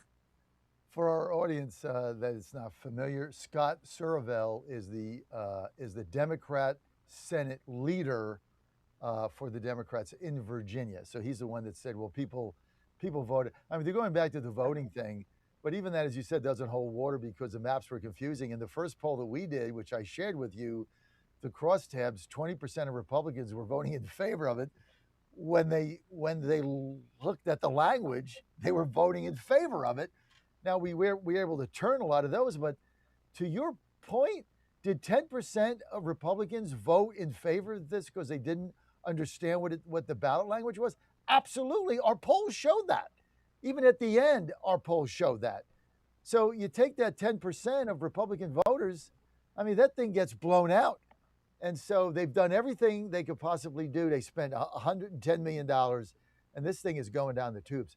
And I tell you what, when that ruling comes out, you guys are going to keep the House. I have no doubt about it. You look at this redistricting.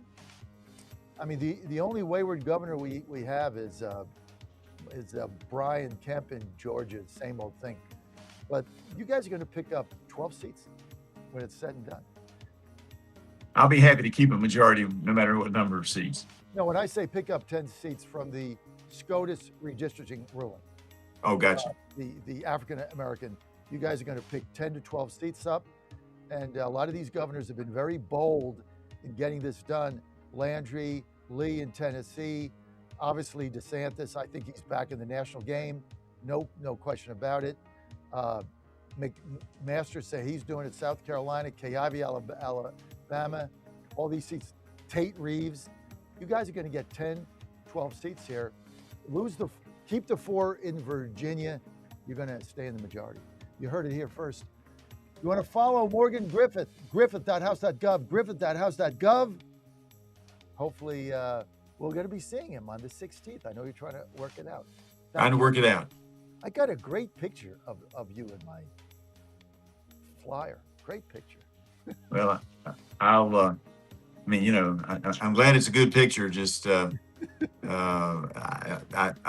I haven't seen it closely, but, look, there's only so much you can do with a face like mine. So we do the best we can. I got to go. All right. Morgan, Appreciate Chairman Corner coming up. Chairman of Mississippi next. Tehran on ending the war can be achieved. Quoting the president, writing on Truth Social, great progress has been made toward a complete and final agreement with representatives of Iran. Pakistan has been mediating between the two sides, and it hosted peace talks between Tehran and Washington. Meanwhile, China's foreign minister says that Beijing is deeply distressed over the war. Ohio's primary election has set up 2 marquee matchups in November. One contest, the U.S. Senate race, will help determine control of the chamber. Former Democratic Senator Sherrod Brown will try to unseat incumbent John Husted. The other contest, the governor's race, featuring former presidential hopeful Vivek Ramaswamy. We have a historic opportunity to lead Ohio to be the top state in the country, to raise a young family, to give our kids a world-class education, and to be the state where we revive this quaint idea that we call the American dream. The Republican nominee and biotech billionaire will face Democrat Amy Acton. I am running for governor because people in this state are struggling. They are doing everything right. They're working harder than they ever have, but there is no more breathing room. Trump-endorsed candidates cleaned up in the Indiana State Senate primaries. Of the 7 challengers endorsed by President Trump, at least 5 of them won.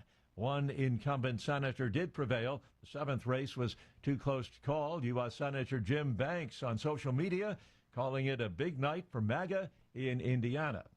On Wall Street this morning, stock futures have been sharply higher. The Dow futures up close to 500 points. NASDAQ futures ahead 400. Townhall.com. Hey, I'm Kirk Cameron. Is health insurance eating up your budget for 2026? If you're looking for ways to better steward your finances, consider this: Christian Healthcare Ministries. It's a health insurance alternative at half the cost. Join CHM today by visiting chministries.org/wellness. While insurance companies tell you when to join, what to pay, and where to go, CHM is different. As a ministry, CHM allows you to share the burden of medical bills with other Christians. You can enroll, switch programs, or leave at any time. Christian Healthcare Ministries. It's a world of difference. CHM has 4 flexible programs. You can pick any certified doctor, surgeon, or hospital that you want for eligible care. So make the switch. Take your paycheck back from health insurance this year. Join CHM today by visiting chministries.org/wellness. That's chministries.org/wellness. 2 people killed, 3 others wounded. An attack at a shopping center north of Dallas, the area known as Koreatown. Police say that the attacker knew the victims and that it was a known business relationship. After a short chase on foot, 69-year-old Sung Han Ho was arrested about 4 miles away at a grocery store. John John is the board chair for the Dallas-Fort Worth Korean American Coalition and says it's a peaceful, hardworking community. We're shocked and we're mourning. As the community digests the details of the investigation, John says, We want to try to see what we can do for the victim as well as help the community heal. I'm Lisa Dwyer. British voters will cast ballots in elections that could hasten the end of Prime Minister Keir Starmer's troubled term. Starmer's Labour Party is expected to suffer losses in today's local elections across England and votes for legislatures in Scotland and Wales. News and analysis, townhall.com.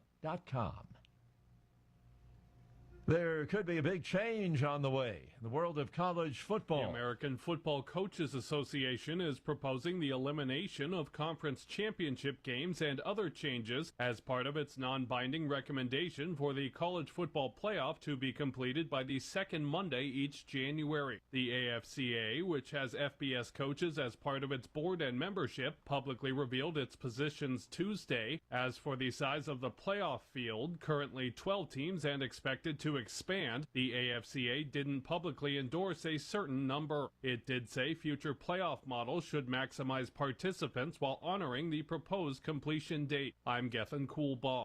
Apple's agreed to a $250 million settlement of a class action lawsuit, claims Apple misled consumers promoting features that did not exist when the iPhone 16 was launched back in 2024. More on these stories, townhall.com. Now more than ever, it's imperative to support companies that share our conservative values. That's why I can't be more excited to tell you that I've switched my family to Patriot Mobile. Patriot Mobile is America's only Christian conservative wireless provider. When you switch to Patriot Mobile, you shift your support away from the leftist, woke, progressive agendas of Big Mobile. Patriot Mobile's wireless service works perfectly and seamlessly as you go about your lives with exceptional nationwide coverage that uses the same towers the main carriers use. Patriot Mobile donates a portion of every dollar earned to causes you care about, to organizations that fight for religious freedom, First and Second Amendments, sanctity of life, and the needs of veterans and first responders. Patriot Mobile has plans to fit any budget, along with great discounts for our veterans and first responder heroes, as well as multi-line users. Switching is easy. Just go to patriotmobile.com/Godzilla or call their U.S.-based customer service team, 972-PATRIOT. That's 972-728-7468. Use offer code Godzilla for free activation. Hey parents, plan an unforgettable summer. Send your kids to Rapidan Baptist Camp in Rochelle, Virginia. 1 week of nonstop fun and life-changing truth. Amazing preachers, friendly counselors, exciting activities. Ride an alpine coaster and zip line, a 250-foot water slide, and that's just the beginning. Junior camps for ages 7 to 12, teen camps for 13 to 18, 2-day Pee-wee camp with mom and dad for ages 4 to 8, and a brand new day camp option. Sign up today at camprapidan.com. That's camprapidan.com. Rapidan Baptist Camp, where faith and fun collide. Ponder this. Imagine for a moment that you are lying on your deathbed. This is a great exercise to do each day in preparation for your very last day on earth. Think about the tests you've ever taken, the job interviews you've had, and the many life celebrations you've been a part of. In all of these cases, preparation makes for successful outcomes. The same is true for dying. We must prepare every day for the day we are to die, in case today might be our last. Make sure you are right with the Lord first and foremost. If you are a Catholic, make sure you are in the state of grace by receiving the sacrament of confession often.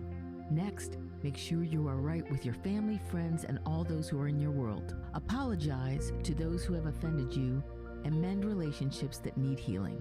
Make each day a preparation for your last day on earth, because it just may be. I'm Susie Kelly, and I am passionately Catholic.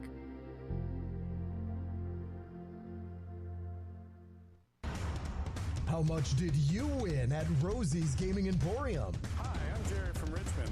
I won a $23,000 jackpot at Rosie's. I'm Tammy. I'm from Newport News, and I just won a $5,400 jackpot from Rosie's. Hi, my name is Kim, and I'm from West Virginia, and I won $99,000 jackpot at Rosie's. Are you ready? Learn more about Rosie's rewards and jackpots at rosiesgaming.com. Must be 18 or older. Problem gambling? Call 1-888-532-3500. 1775 Coffee is giving away free starter kits. Try the dark or medium roast coffee with longevity blend, an infused blend with anti-aging supplements clinically proven to reduce biological age. When you purchase the first 2 bags, you'll receive a free 1775 starter kit, including a third 16-ounce bag of coffee, a matte black tumbler, a frother, a gold scoop, or a reusable K-cup filter. Just order now at 1775coffee.com/Godzilla and claim your free 1775 starter kit while supplies last. Folks, John Fredericks here. A word from Red State Marketing. Business owners, your competitor down the street, well, they just showed up when a customer asked ChatGPT who to call. Did you? Search has changed. Google AI, overviews, and ChatGPT, they're answering buyer questions. And if your business isn't in those answers, you're invisible. Red State Marketing, well, they fix all that. American-built SEO for American businesses. Get your free order today at redstatemarketing.com/JFRS. He's your Godzilla of the truth in America. It's Godzilla! No gibberish or nonsense, just common sense. And now back to the John Fredericks Show. You got him. Good to have you back on the John Fredericks Media Network. I am your Godzilla of the truth in America, your oracle of the deplorables. Want to keep everything right here, rocking and rolling, coming alive in Washington, D.C.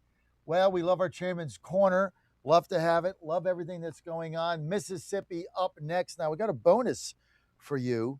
This is kind of the bonus hour, because not only do we have the chairman of the Mississippi Republican Party, whose governor, Tate Reeves, has called a special session to get rid of these phony maps, but he's also the RNC General Counsel. So you get a big doubleheader here with Mike Hurst coming up. So we're looking forward to that. This segment brought to you by my good friend Mike Lindell and MyPillow. I tell you what, Mike Lindell, he's moved to a new factory. Everything's got to go. Why pay to ship it to a new factory, all the other halfway across the state, when he can ship it free to you and get 80% off? Why wouldn't you get 80% off, right?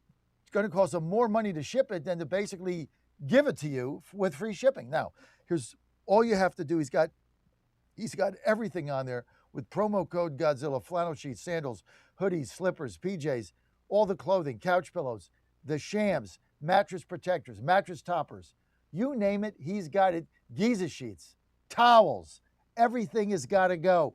Doesn't want to spend the money to ship it to another factory. Let's go right now. Now, don't forget, order their flagship products, pillows, $19.98, the My Towel set, to die for. Those towels are unbelievable. If you go to a hotel without the towels, it's like, oh my God, what is this?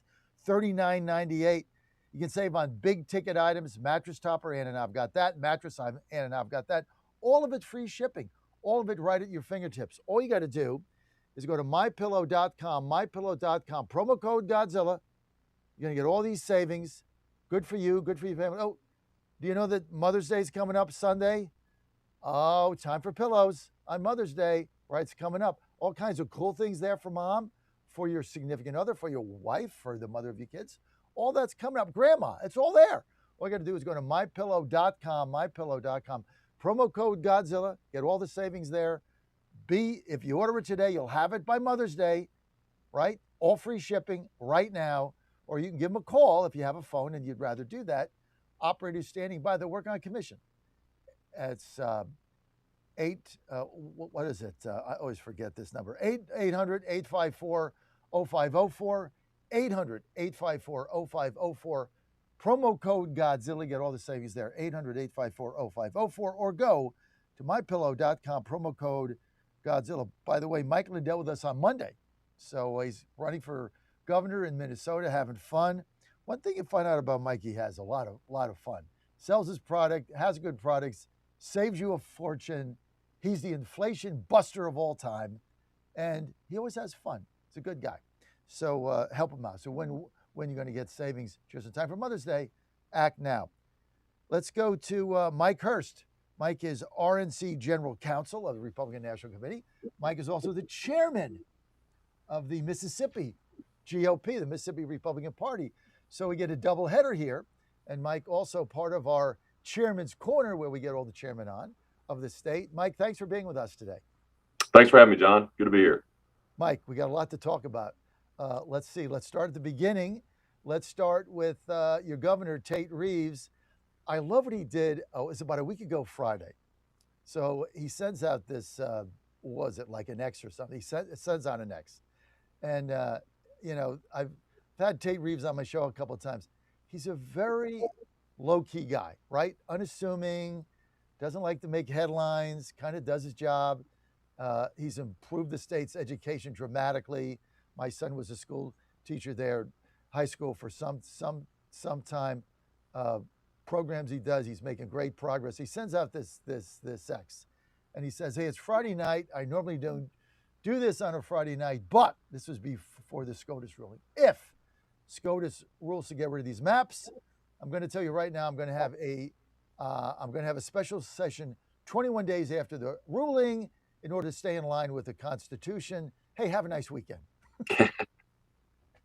Come on, man. I love that X. It was like so Tate Reeves, right? Unassuming, but hey, here's what I'm going to do. I'm going to give everybody 21 days to digest it, and then we're having a special session, and we're going to fix these maps. So, chairman of the party, walk us through how this is going to work. So specifically what Governor Reeves did, and you're exactly right, very unassuming, but super smart. He's done a lot for our state in the last 6 or 7 years as he's been governor. But what he did was, kind of like you, John, he's the oracle of deplorables. He sent out this tweet before the Supreme Court came out with this decision in Calais, and specifically related to the redistricting of our state Supreme Court districts. The special interest groups had sued. A federal judge here had said that it violated Voting Rights Act, and the court was in the process of redrawing those districts. And so the Governor Reeves says, we're going to redraw these districts right. We're going to do it pursuant to the Constitution and pursuant to the Supreme Court precedent. And that's what he did. And now what we have in play after Calais, the Supreme Court decision, is not only these state Supreme Court districts, but now also our state legislative districts, which, these special interest groups sued and courts found they violated the Voting Rights Act, and potentially even our congressional districts. When you say potentially our congressional districts, the state, obviously you're the chairman. Is there, how many minority majority districts are there that now, according to this ruling, are opposed to the U.S. Supreme Court ruling? So in Mississippi, we have 4 congressional districts. One is a majority minority district. And your viewers actually probably know that one congressman that we have here that has been Benny Thompson. Benny Thompson, yes, the fake January 6th Commission chairman. He has been a scourge for the Mississippi Republican Party, but more importantly, he has done nothing for his constituents in the 2nd congressional district. So it would be, I would love to see nothing more than to get that Democrat who's actually benefited personally against the good things that his constituents need. I would like to see nothing more than get him out of office. So how would you do that? How would you do that for 26? Do you still have time? Can you still redraw the congressional maps? Have a new primary for that? How would that work? We're looking at all that behind the scenes. One hiccup that we have in Mississippi is that our congressional primaries have already occurred. They occurred just a few weeks ago, and so we've already had primaries with our congressional districts. So right now everything's on the table. So is there a pathway to that without tipping your hand? Would you have a new primary just for the new congressional maps? The way they're doing it in Louisiana? And to your credit, I am not going to tip my hand, but I can say that we are looking at everything. Obviously, we want to do what's right by the new Supreme Court decision, what's right by the Constitution, and frankly, most importantly, what's right by Mississippians. Like I said, the Mississippians in that congressional district have not had real representation for over 30 years, and it would be great if we could get someone in there that actually did their job. This is Chairman's Corner. Mike Hurst with us. Mike is the chairman of the Mississippi Republican Party. Thanks for joining us as always, Mike. Mike is also, and I really wanted you on today, so thanks for moving your time around. Absolutely. Thank you. And also he's RNC General Counsel. So you talk about Mississippi for a second. you know, when everybody thinks of Mississippi, they think of the horrible school system. Mm. That's kind of the rap you guys have. My older son, Jack Fredericks, taught, graduate from Ole Miss, got his master's there, got another master's from Nevada, University of Nevada, went back to teach in the new program that you had there, where you try to get top teachers in from around the country. So he graduated from Ole Miss, went back, and he taught in the Delta for a decade, taught high school there. And now my son is a liberal, right? But he runs my websites and things like that. So, you know, love him to death. But he told me that Tate Reeves and what they did in education since he was there revitalized education in Mississippi. And he was very complimentary of the governor and said he voted for him the second time. So now he's a college professor at Arizona State University getting his PhD. But you guys have made real progress in that realm. Absolutely. And Governor Reeves at the time, I believe, was lieutenant governor. And this was about 13 years ago. They had a crazy concept, John.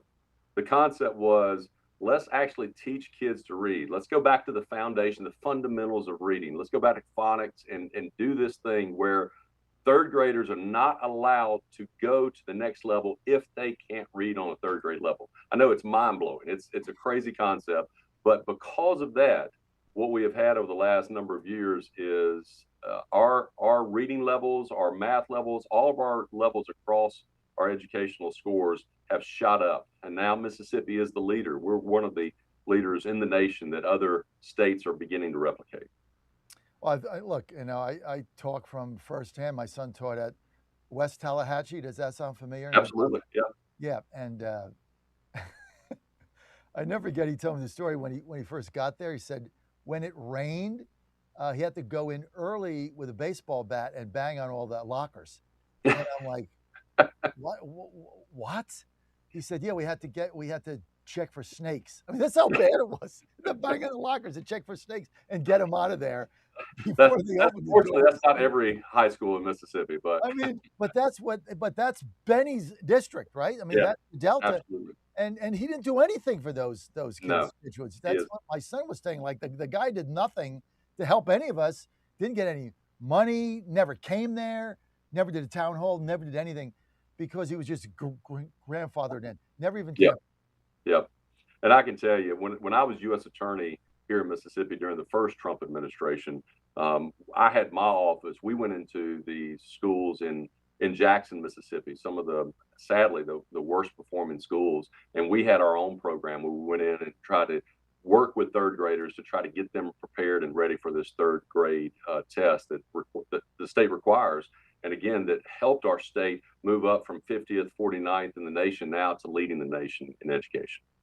See, I tell you, and the programs you've had through Ole Miss, where you had the vision to go after great teachers and put an incentive package in to get them in,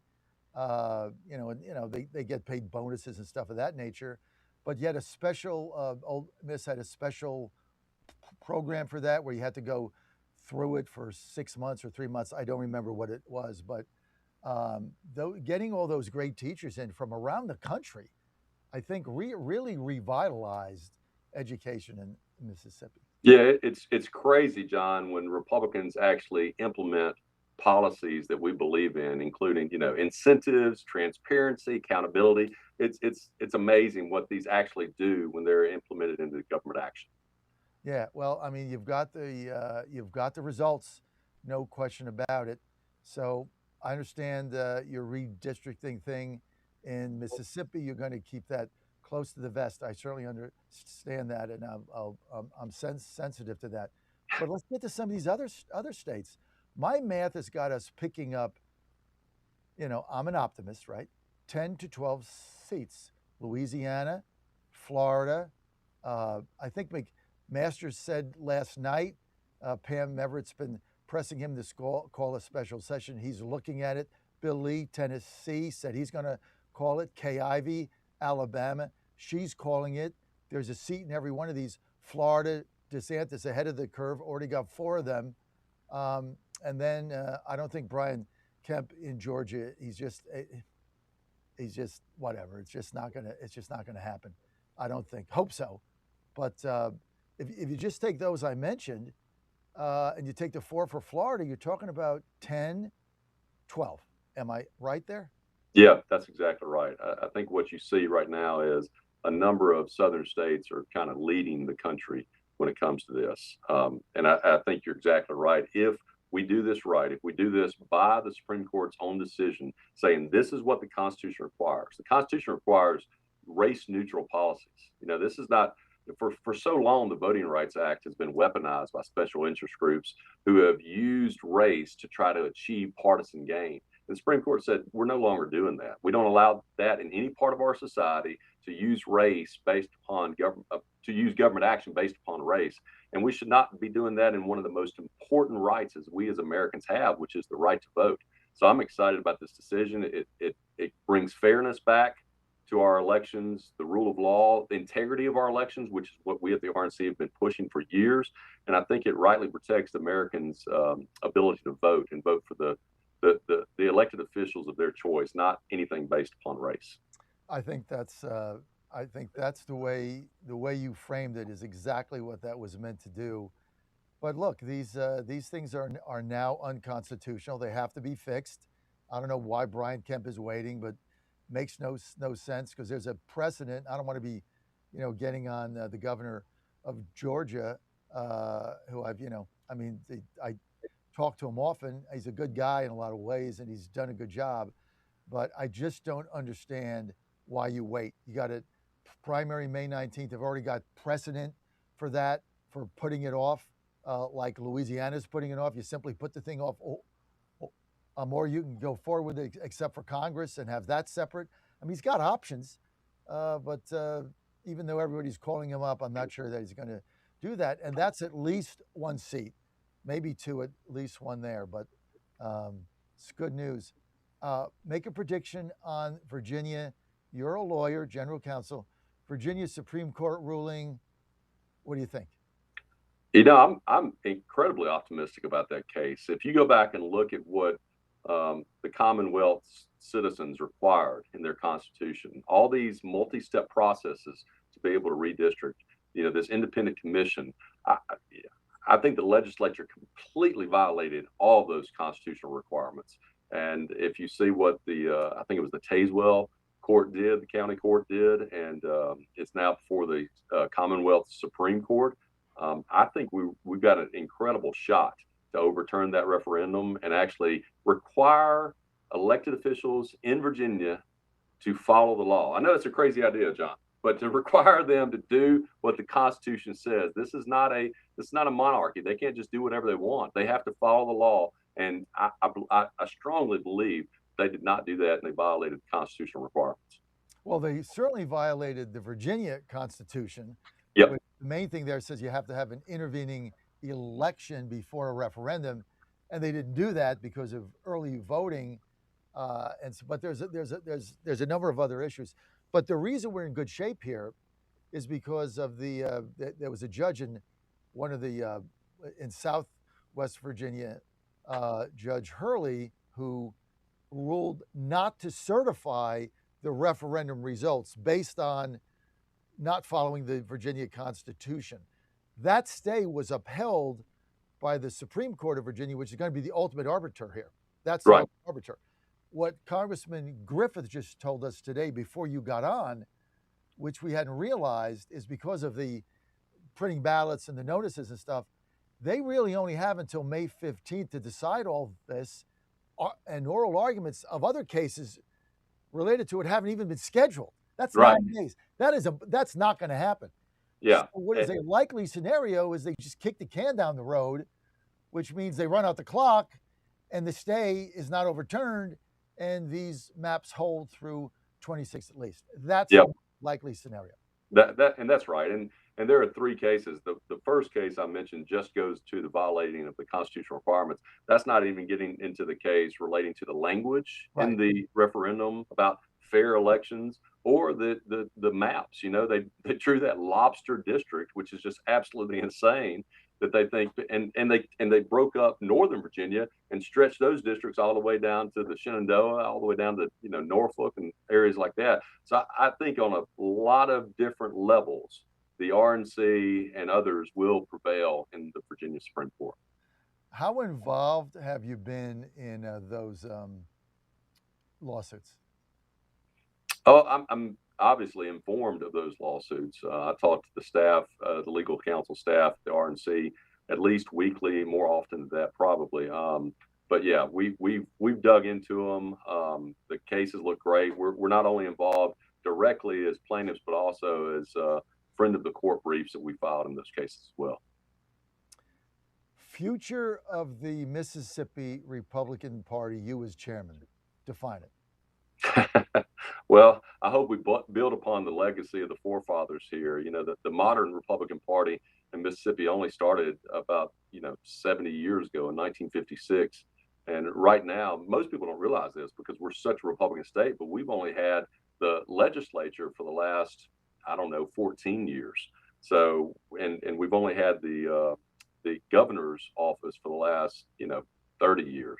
So there's a lot of work to do, frankly, a lot of undoing of the Democratic rule and the Democratic laws that we've had. But I'm excited about the future of our state, not just because of the current leadership we have, but because of the ones coming behind them. We've got some young, bright, conservative leaders who are going to do well. And look at 2027, we're going to have a lot of statewide open seats, John, and we're going to see a lot of those young conservative leaders taking over. Well, we're definitely building a bench, and what you guys have done in Mississippi is truly extraordinary over time in building your state party there and getting all these hopefully young conservatives in. I think it's going to be a fun time. I know that I'm very disappointed in your former football coach. Which one? We're disappointed in a lot of former football coaches. Whatever. I mean, it's just the other thing. As my son did his undergraduate and then master's at Ole Miss. I mean, first of all, Kiffin leaves right in the middle of fighting for the national championship. Right. Give me a break, Lane. And then, but even before that, one of my favorite senators, I forgave him now, Tommy Tuberville, whatever. He's a great senator. But he says, "Oh, you're going to have to bring me out of Oxford in an oblong box." Right. 2 weeks after that, he goes out to Auburn in a stretch limo. I mean, we don't get any respect, man. It's just not fair.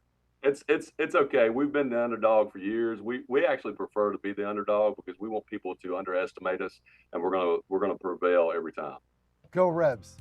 That's right. Mike. Thanks, John. People want to follow you. Where do they go? Mike Hurst, MS, on all the social media platforms, and obviously follow the RNC and the Mississippi Republican Party. Mike, thanks for being with us. Thanks, John. Good to see you. Thank you. Peach Crew coming up 9 o'clock. Up next. Well, wait and see. It's going to be fun. Beth Van Dunn next.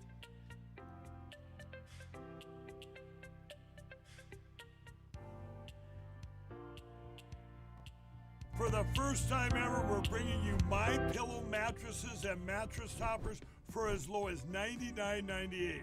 Remember, sleep's all about temperature and pressure points. Whatever sleep needs you have, we have the right technology for you. Like our My Pillow mattress topper, our queen size has over 10,000 individual comfort supports to help relieve your pressure points. And how about our 3-inch Hybrid Plus mattress topper? It's infused with copper and silver to help your body get the restorative sleep it needs. And our My Pillow and Case Coil mattresses, I personally helped develop these mattresses to make sure they have everything needed to give us great sleep. Plus, they're made right here in the USA, and they ship right to your front door, absolutely free. Go to mypillow.com or call 800-854-0504 and use promo code Godzilla to get MyPillow mattresses and toppers for as low as $99.98 and free shipping. Washington is wasting $500 million every year on a federal supervision system that doesn't work. Probation officers are overwhelmed. Resources are going to people who pose zero threat, while actual dangerous individuals slip through the cracks. The Safer Supervision Act stops the waste and refocuses every dollar on protecting families from harm. President Trump's own pollster found about 80% of Trump voters want this fixed. It's time for Congress to get this done. Stop the waste. Protect our communities. Visit safersupervision.com. Paid for by the Reform Action Fund. 1775 Coffee is giving away free starter kits. Try the dark or medium roast coffee with longevity blend, an infused blend with anti-aging calcium alpha-ketoglutarate, which has been clinically proven to reduce biological age. When you purchase the first 2 bags, you'll receive a free 1775 starter kit, including a third 16-ounce bag of coffee, a matte black tumbler, a frother, a gold scoop, or a reusable K-cup filter. Just order now at 1775coffee.com/Godzilla and claim your free 1775 starter kit while supplies last. President Trump is already transforming Washington, D.C., making it the safest, cleanest, and most beautiful city in the world. But we need fighters on the ground to keep it going. I'm John Fredericks, and I'm running for chairman of D.C. GOP Ward 2 to make sure Trump's vision for this city becomes a reality. Safe streets, clean neighborhoods, and yes, rat-free. Go to MakeDCGreat.com. That's MakeDCGreat.com right now and send a donation. Let's finish what President Trump started. Donation limit $200. I'm John Fredericks, and I paid for this ad. How much did you win at Rosie's Gaming Emporium? Hi, I'm Jerry from Richmond. I won a $23,000 jackpot at Rosie's. I'm Tammy. I'm from Newport News, and I just won a $5,400 jackpot from Rosie's. Hi, my name is Kim, and I'm from West Virginia, and I won $99,000 jackpot at Rosie's. Are you ready? Learn more about Rosie's rewards and jackpots at rosiesgaming.com. Must be 18 or older. Problem gambling? Call 1-888-532-3500. Folks, this is Crom Carmichael, CEO of Solti. I have recently turned 77 years old. I do not take prescription drugs. I have not had to take prescription drugs, and I attribute a lot of my good health to a product that I've been taking, which is the active ingredient in Solti. It's a 22% concentration of theaflavin. We did clinical trials on it 25 years ago and found that it helped lower cholesterol. We have had many, many hundreds of letters and emails from customers telling us how it has helped them not only manage their cholesterol, but lower their triglycerides and help them on their blood pressure. And I can't tell you how much I attribute to Solti for my good health at age 77. And I encourage you to go to GodzillaHeart.com. That's GodzillaHeart.com. And use the code Godzilla at checkout, and you'll get a 50% off on your initial shipment of Solti. And I promise you it will be a great help for your heart health. Thanks so much. Right now, download the new WV Sports Nation app from the Apple Store or Google Play and get the entire Mountaineers sports world in the palm of your hand. Right now, get notified when new stories drop about your favorite Mountaineers teams and athletes. Download the WV Sports Nation app right now. Get updates on next level Mountaineers like Weatherholt and Joe Mazzulla. All that and more right in your pocket right now. Download the new WV Sports Nation app from the Apple Store or Google Play. Download the app right now. Don't touch that dial. You found your home of the truth. Do you solemnly swear to tell the truth, whole truth, and nothing but the truth? With the best analysis in America. You can't handle the truth. And now back to the John Fredericks Show.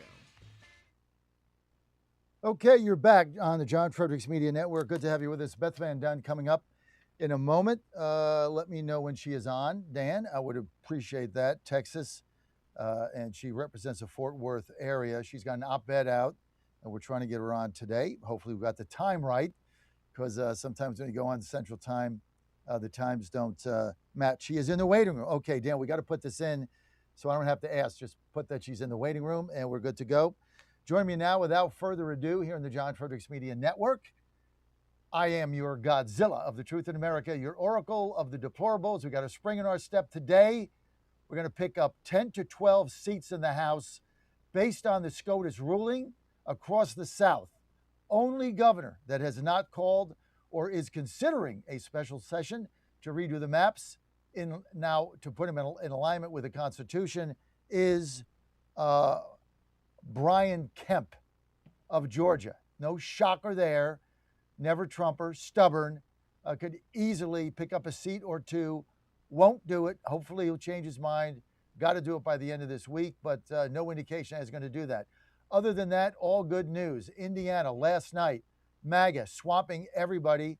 You know, I went there for 10 days, fought them there, wouldn't do the redistricting, wouldn't give us the 2 seats, couldn't carry the conference. 7 of those state senators got primaried. 5 of them are gone. 1 of them we're going to win. We're going to win 6 out of the 7. Only 1 incumbent hung on. 6 of the 7, I'd call that a whitewash. One of them, Mike Pence's candidate, losing by 30 points, a 3-term incumbent. MAGA turned out in droves. They had enough. Great news in Indiana. That's going to be good for the future going into 2028. And certainly Mike Braun vindicated there, as is their lieutenant governor. So good news there. Across the South, Florida, done. Special sessions coming up.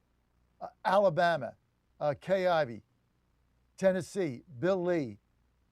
What else? Mississippi, Tate Reeves hasn't tipped his hand on that, exactly what they're going to do, but it looks like we're going to get that done. Florida, as I said, already a done deal, and it goes from there. So you got all these states. You got South Carolina likely to call a special session, maybe put the election off. Got a 10 or 12 seat gain. The 4 seats the Democrats thought they stole in Virginia, those are going down. We have no doubt about it. They're going to run out the clock. That's not going to hold for 26. They're done. That's 4 they thought they had is gone. And so things looking up for MAGA right now, and for the Republicans maintaining the House, which I think they're going to do when things shake out. Joining us now from Texas, the Fort Worth area, Congresswoman, Texas 24 Republican, Beth Van Dunn. Beth, thanks for being with us today. Yeah, great to be with you.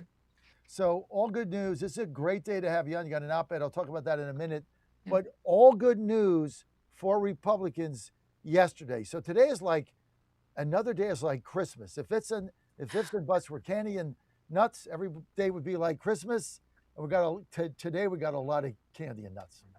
Well, yeah, but we also have to make sure that we've got good candidates, right? It's not just good enough to have those kind of like Republican leaning seats. You actually have to get good candidates. You gotta work. You gotta make sure you're fundraising. You gotta have a good message. But let's not forget why we got into this position. This is not only about states like New York and California and Illinois doing everything they could to suppress the Republican vote and representation in Congress. They've been doing that for years.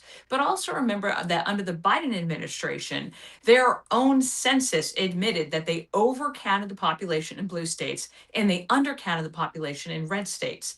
So the feigned ridiculousness from the Democrat Party is just that. We're trying to even out the balance of power here. This is all about power for Democrats, and they don't care that they have been squelching Republican representation. New England alone, 40% in New England are Republican voters, and yet they've got 0 representation in Congress. The Democrats have nowhere to go, Beth. I mean, that's been the argument here that we've had now since this ruling. You got AOC out there saying, "Oh, we're going to retaliate." Retaliate where? We don't have any seats in New England. We got 2 seats in Illinois. Illinois. Yeah. 2 seats. Well, look what they're doing. Look at that map, that ridiculous map that they tried to draw in Louisiana. That is, you want to talk about gerrymandered districts. And, I'm really glad that you brought up what happened with the Supreme Court ruling. You're not going to see that. People would complain all the time about, why we have these gerrymandered districts. And a lot of it had to do with the Voting Rights Act and how it forced districts to be gerrymandered in order to make sure that it was reflecting what was thought to be that act, that law. And so I hope now you're not going to see that. But Republicans, have an opportunity in November to maintain the House, to maintain the Senate. We've already got the White House, and to do some real work. And, what happens if we don't? I mean, let's face it, if we don't, for the next 2 years of this presidency, the only thing that you're going to see is impeachment. The only thing you're going to see is budgets that are out of control. you're going to see a weak, international presence if they have anything to do with it. And that's what you're going to see versus what we've been able to do in just 1 year with a Republican-led Congress and House. The tax cuts that we were able to add, the opening up of our energy production, our national and international leadership. You're going to lose that if we lose the midterm. So I'm going to do everything I can. And John, I know you're doing everything that you can to make sure you get us over the line in November. I'm optimistic after the Supreme Court ruling and the fact that so Yeah. many of these Southern governors have had the courage to step up and get this done and get their districts in alignment with the new constitutional ruling by SCOTUS. I think is a game changer. Brian Kemp, again, the only one, whatever. Maybe we can get some of the congressmen to call him up. I'm sure he's talked to a bunch of them, but he can be, as you know, he can be stubborn. That cuts both ways. But other than that, I'm not going to lament on that. All these other governors have stepped up, and when you take out Texas stuck. We right. we got out there early with their That's 5 additional seats. So you're talking about a lot of seat gain here, and when you look at the map, there's not a lot of seats where the Democrats can flip seats. I mean, there's a bunch of seats they have to hold, like the one Cantor in Ohio, the one in New Hampshire. They've got seats they got to hold. There's not a lot of seats right now that they can flip without a wave. And I think if we can solve this war, gas prices go down, people got money in their pocket, one big beautiful bill, I just don't see the wave. Well, we've seen $340 billion of tax refunds, refund checks already being written, putting dollars in people's pockets. We saw the tax cuts that we've had, the no tax on tips, the no tax on overtime. Those are actually starting to be felt. You're seeing manufacturing jobs, you're seeing, trillions of dollars of international investment, which just means that our economy is growing. You've seen wages now outpace inflation. You've seen mortgage rates drop. Those are the things that are happening as a result of Republican action in Congress and in a president who's got the willpower and the backbone to sign these types of bills. Whenever you hear Democrats talking about the cost of a bill and complaining about it, it's because Republicans are doing tax cuts. Whenever you hear them talking about their bills, which are excessive, just look what happened under 4 years of the Biden administration, the amount that we added to our debt, is because they're taking more money from you and they're spending it. This is day and night difference. And, look, American people get it, even though the media is going to do everything that they can to try to crush that message. You're on the John Fredericks Media Network, Truck the Truth Across America. We're with Texas Congressman, Republican, 24th District, Fort Worth area, Beth Van Dunn. Beth, thanks for being with us as always. Great You to see had a really great op-ed in the Fort Worth Star yesterday, I think, or the day before that somebody sent me, and I read it with great interest. Can you elaborate on that for our national audience? Well, we had a couple of things. We had our H1, I don't know if you're referring to our H1B visa letter that we had written, or if you're talking about our FIFA, the FIFA that we're getting 9 games in the North Texas area. And Chairman Roger Williams, a small business, and I, we both co-authored an op-ed piece talking about what that means for the region. And, you're seeing all these things come to Texas for a reason. Policies matter and economy matters, and actually upholding our responsibilities to our small business owners who are job creators and get involved in our community. Those things matter. And what we do need to make sure is that our American owners, our American workers have a fair shot. And I think the other op-ed piece that we had talked about was our H-1B visa program, and I had signed on with a letter with Ronnie Jackson and with Brendan Gill and with Pat Fallon to the administration saying, look, we need to make sure that this program, this H-1B visa program, is being abused. We know it's being abused specifically in North Texas, and we need to make sure that there is agency investigation, that you're sharing the data, that you're recommending policies, and that you're strengthening enforcement. So we've got a lot going on in North Texas. I could not be more proud to be able to represent this area. Tell us about your op-ed on H-1B visas. Yeah. What we basically said was we're seeing a lot of fraud.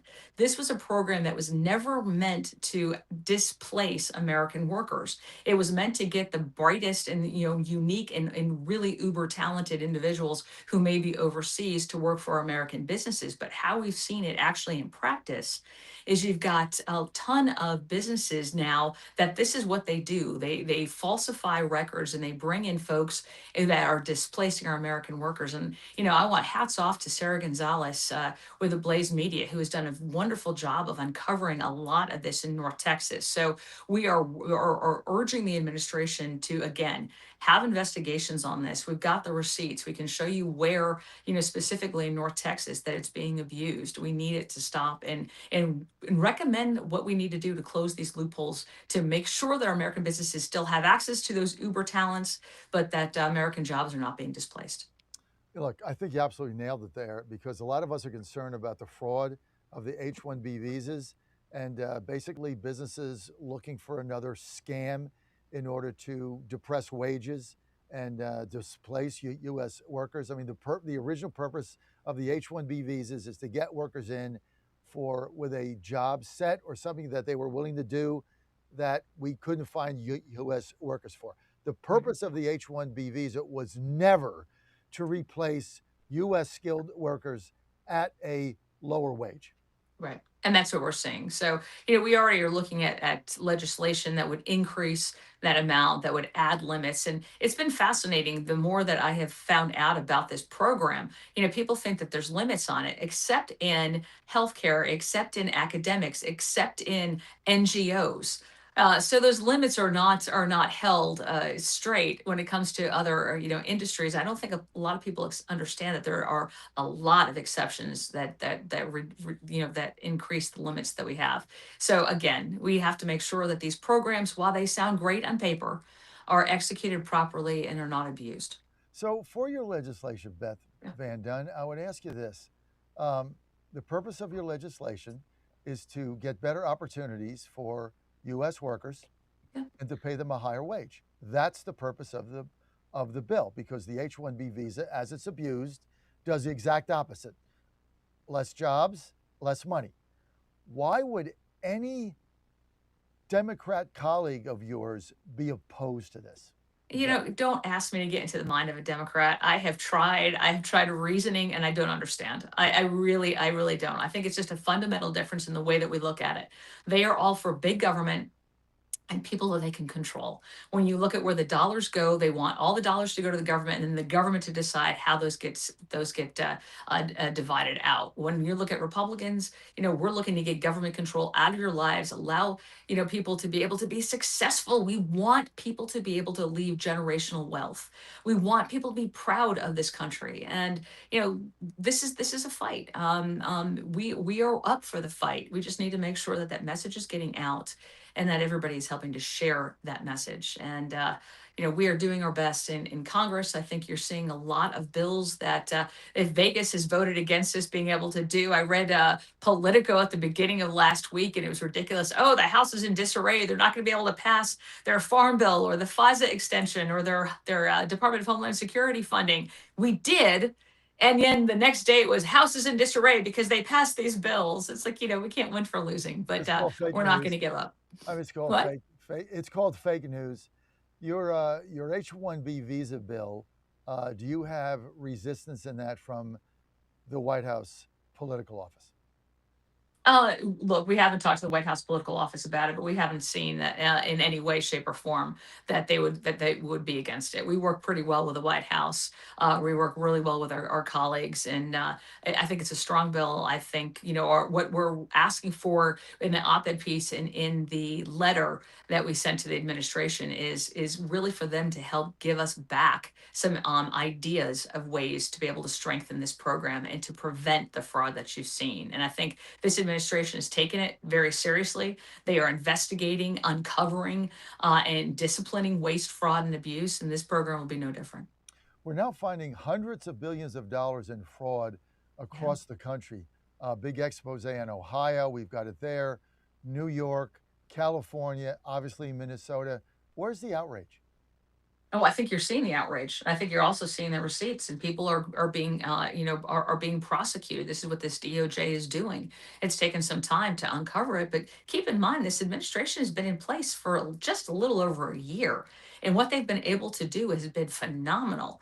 But yeah, they're uncovering it. You look at the hospice fraud that we've seen in California, and we had Kennedy, Secretary Kennedy, in front of Ways and Means just a couple of weeks ago when we were asking him about that, and he can tell you how many people that they have actually started to investigate, and they've gotten no complaints on it. All of these addresses that had hundreds of hospices operating out of that really didn't have one. This is all just a money grab they're going after. You look at what's happening with the food program, the child care program in Minnesota; those are getting shut down. Funding is getting stopped there. You look at what's happening in Ohio with their home health care. That's being prevented from proliferating. So you're seeing these investigations. You're seeing what they've uncovered. The dollars are stopping the flow, and you're seeing people start to get prosecuted. And I think that's exactly what the American people want. It's what the administration said that they were going to do, and they're doing it.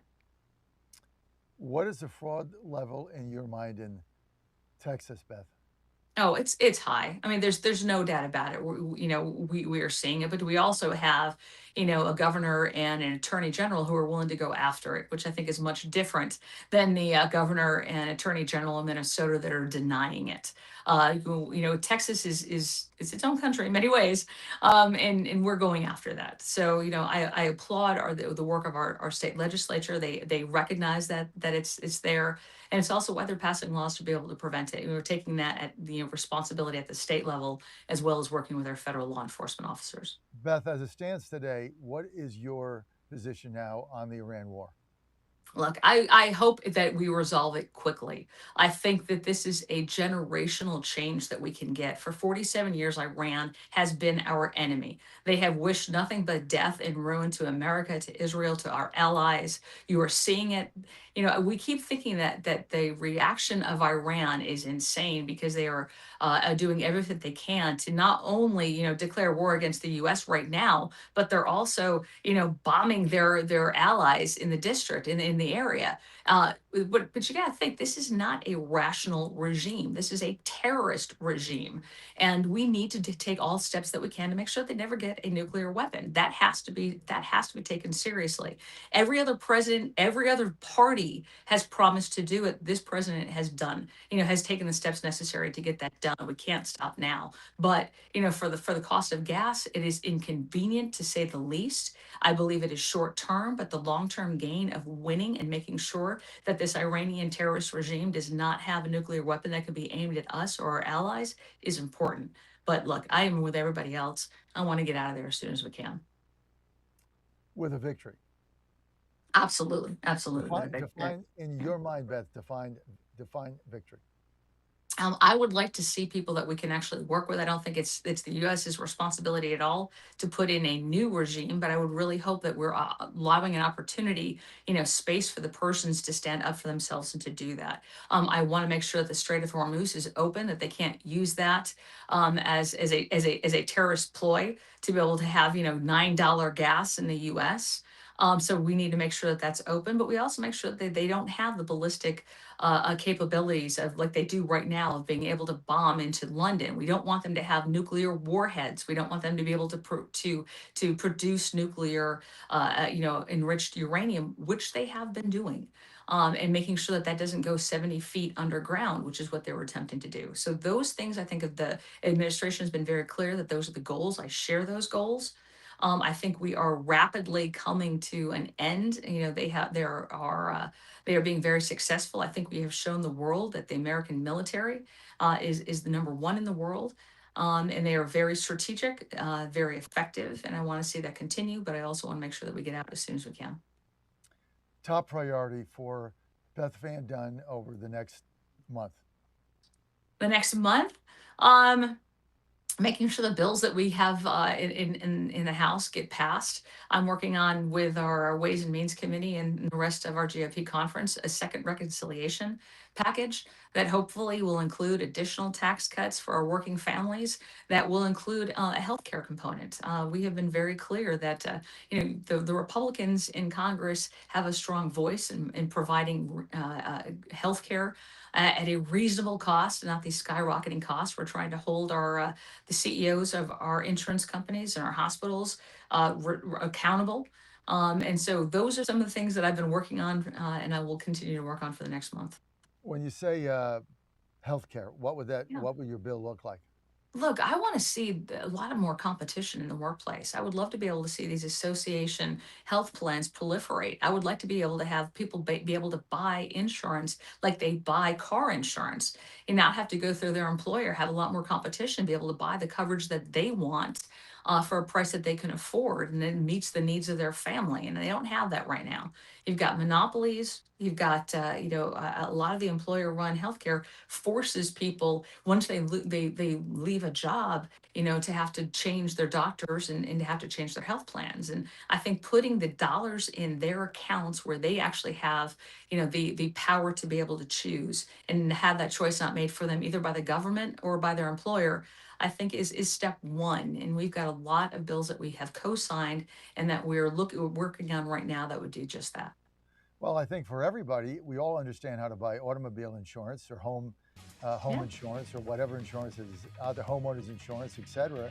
We all understand how that works. And you basically, shop the company that you feel best meets your needs for the price you want to pay. We don't have that in healthcare. Right. Nobody can understand. Nobody's ever been able to solve that simple thing.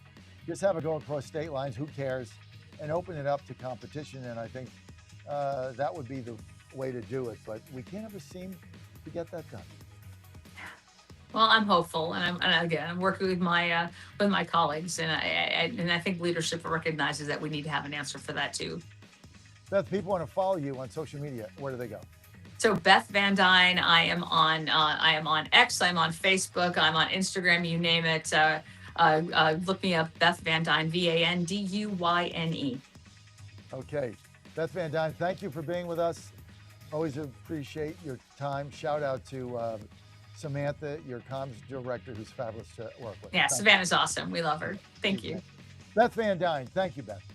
We'll be right back with the Peach, the Peach Crew next.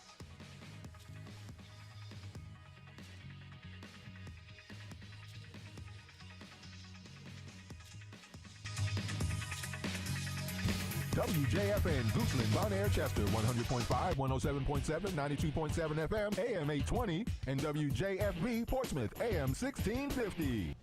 Breaking news this hour from Town Hall. I'm Rich Thomason.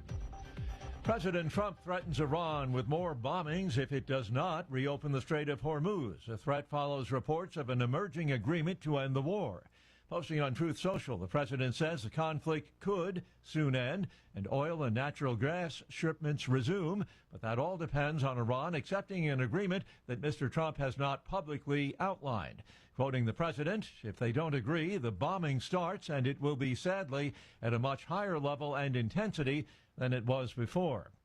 Republicans rapidly pursuing redistricting efforts across the South following the U.S. Supreme Court ruling affecting majority black congressional districts. South Carolina and Alabama, Tennessee and Louisiana are all considering changes. The saga of that stranded cruise ship, it's been at the center of a hantavirus outbreak, continues. Patients suspected of having a hantavirus infection are evacuated from the cruise ship MV Hondius onto ambulances at Praia, Cape Verde, to be taken to the Netherlands. The Hondius, stuck off the coast of Cape Verde with nearly 150 people on board, is waiting to head to Spain's Canary Islands after a request from health authorities, despite local opposition. Meanwhile, health authorities in South Africa and Switzerland have identified a strain of the virus that can be transmitted between humans in rare cases. The World Health Organization, however, says the public health risk remains low. I'm Charles Philatesma. While many Americans have been out mowing the lawn or tending their garden, people in Colorado and Wyoming have had to break out their snow shovels. A late snowstorm swept over the Rockies into the high plains the other day, bringing heavy, wet snow north of Denver into southeastern Wyoming. On Wall Street, Dow futures up 422 points. More on these stories at townhall.com. If you want unlimited talk, text, and data on a super fast network, Big Wireless will sell it to you right now for as little as $70 a month. Or you can buy it from Pure Talk for half of that. I'm talking about unlimited talk, text, and data for just $34.99 a month. But wait, there's more. When you switch to Pure Talk, you'll be switching to an American wireless company that's committed to keeping 100% of its customer service in this country. I appreciate that. In fact, that's why I switched. I also appreciate the way they support our vets and our skilled workforce. Dial pound 250, say micro, and get unlimited talk, text, and unlimited data for just $34.99 a month. That's pound 250 micro. Stop paying twice what you need to pay for the service you want and switch to an American wireless company that actually stands for something. Pure Talk. Russia has fired dozens of drones at Ukraine, ignoring a unilateral ceasefire announced earlier by Kiev.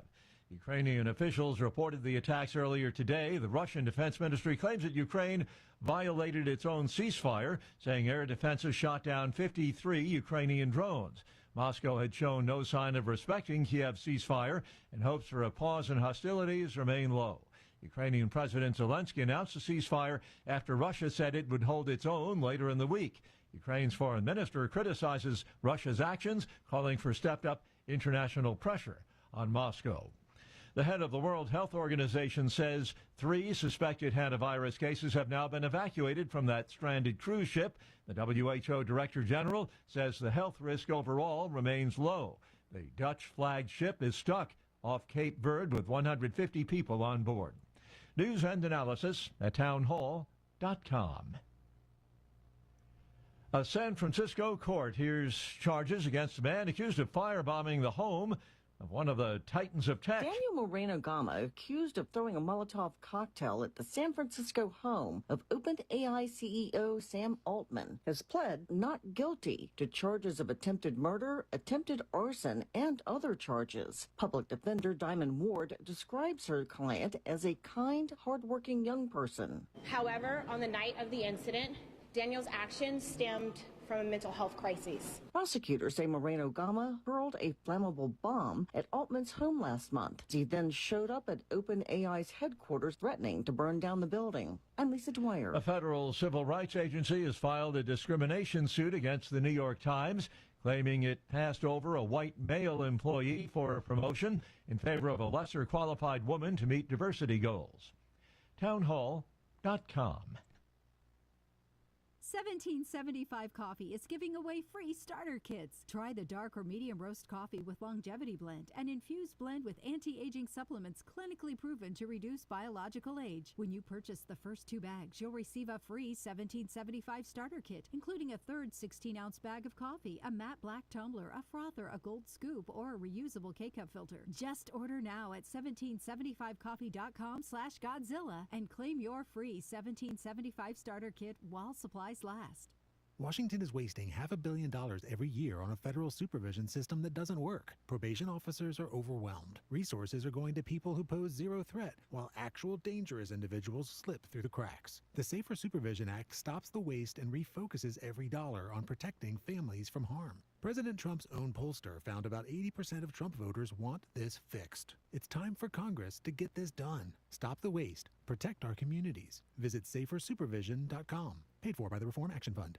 This is Crom Carmichael, CEO of Solti. We got a wonderful email from one of our customers up east named Joe, and here's what he had to say. I started taking Solti almost out of desperation with little hope because I was resigned to the futility that although I was up to taking 2 statins a day, high cholesterol was something I just had to learn to live with. In fact, when I turned 60, after taking a stress cardio test, my doctor called me on a Saturday, which of course is never a good sign, and told me that I was clogged more than 95% of the people my age. I had an angioplasty and a stent procedure done at that time. Today, my stubborn triglycerides are only 1/3 of what they had been before starting taking Solti. My prescription statin dosage has shrunk from 60 milligrams to only 10 milligrams a day. My primary care doctor that I have had for many years still can't believe the results, and neither can I. Thank you, Solti, for providing such a wonderful product. And folks, I want to invite you to take care of your heart also by going to GodzillaHeart.com. That's GodzillaHeart.com. Use the code Godzilla at checkout, and you'll get a 50% discount on your initial shipment. Thanks so much. What if those who were once called conspiracy theorists turn out to be right again? A new study by Korean doctors claimed that COVID vaccines raise the risk of 6 cancers, including lung, breast, and prostate. Researchers analyzed health records from more than 8.4 million adults between 2021 and 2023, and their findings were published in Biomarker Research, a respected scientific journal. Critics dismiss it, but the data raises concern that spike protein exposure may be tied to long-term health risks. And Dr. Peter McCullough has been aware of this since 2020, which is why he collaborated with the wellness company to create Ultimate Spike Detox, designed to help your body clear spike proteins, reduce inflammation, and support heart health. With natural ingredients like nattokinase, dandelion root, and bromelain, it is your daily proactive defense from a man-made virus. Don't wait until symptoms strike or something unexpected happens. Experience the only formula approved and used by Dr. McCullough, one of the top doctors who risked it all. Go to twc.health/Godzilla. That's twc.health/Godzilla and use promo code Godzilla to get 10% off plus free shipping. How much did you win at Rosie's Gaming Emporium? Hi, I'm Jerry from Richmond. I won a $23,000 jackpot at Rosie's. I'm Tammy. I'm from Newport News, and I just won a $5,400 jackpot from Rosie's. Hi, my name is Kim, and I'm from West Virginia, and I won $99,000 jackpot at Rosie's. Are you ready? Learn more about Rosie's rewards and jackpots at rosiesgaming.com. Must be 18 or older. Problem gambling? Call 1-888-532-3500. All right, folks, I need you to do something right now. Go to johnfredericksradio.com and take our brand new 2028 Republican presidential straw poll. Who do you want leading the ticket? Don't let the elites decide. Make your voice heard. While you're there, weigh in on 2 huge issues: eminent domain reform and President Trump's tariff policies. Are they protecting American workers or hurting growth? This is your movement, your vote, your voice, your choice. Go to johnfredericksradio.com right now and take the poll. John Frederick. It is the most egregious thing I've seen in a lifetime. President Trump. The whole thing is ridiculous. When politics start getting wild. They want to have every single thing that you don't want. Raise taxes, men and women's sports. They're going to open up their border. Trump hits the speed dial. Thank you for calling in on such short notice. You came first, John. Wake up with the John Frederick Show weekday morning, 6 Eastern, 5 Central on JFMN.TV, the massive J-Fred radio network, and all across the socials. You came first, John. Thank you very much, and you do a great job. He's the voice of Virginia. No, you can't. You have one of the worst voices I've ever heard in my life. And the commander of common sense. Fire at will, Commander. Now back to the John Frederick Show. Well, it's Wednesday, and that means you're on the Peach Crew, and it's great to have you with us. Oh, man, always good to get the Peaches on. We got so much going on, new polls out that are kind of incredible. This segment brought to you by my good friend Glenn Story at Patriot Mobile. He loves the Peach Crew. He loves Georgia. He loves to do bus tours there. We're going to get another one going for 10 years. Glenn Story and Patriot Mobile has been America's only Christian conservative wireless provider. I tell you what, save money, great service, no activation fee with promo code Godzilla, BOGO, get 2 carriers, price of 1, better service, better everything, and a lower price. Biggest no-brainer in history is Patriot Mobile. I got 3 phones. I got 3 pens. Run my company on my phones. Couldn't do it without my good friends at Patriot Mobile. Keep my costs down, keep my service up.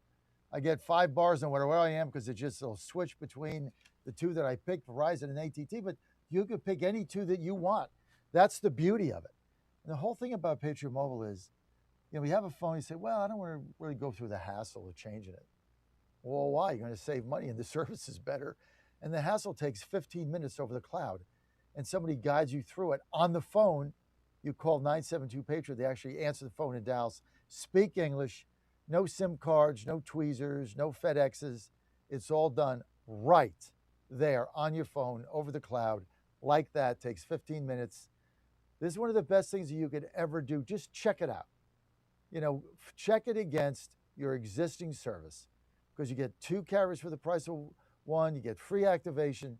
Just check it out. And the service is better because if you're on AT&T right now and you get AT&T and pick another one, Metro PCS, whatever you want, when they have a better signal, it automatically switches over. So, I mean, you get 2 for the price of 1. So it's like, oh, well, this cell service isn't as good. It's on the same tower. It's the same one, just better. Service is better. Prices are lower because they don't have to pay for $1 billion in advertising, right? They have people like me. This is the beauty of what they do. Great company, great people. Glenn Story, cellular phone visionary of all time. All you got to do is patriotmobile.com, patriotmobile.com, promo code Godzilla, or call 972-PATRIOT. That's 972-PATRIOT.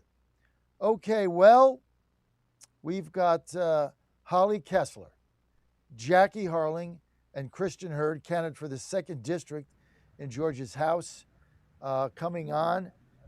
No Sally Grubbs yet. Maybe we'll get on a little bit later on. But ladies, good to have you here. Good morning. Good morning, John.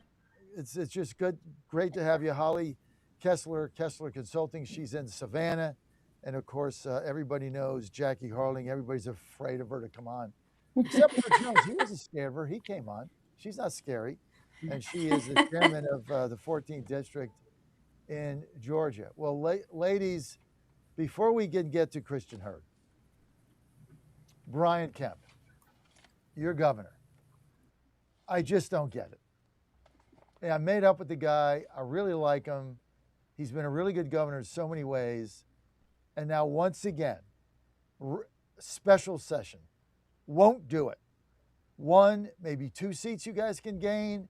All you got to do is put off the election like Louisiana did, right? Easy to do. There's already precedent for that.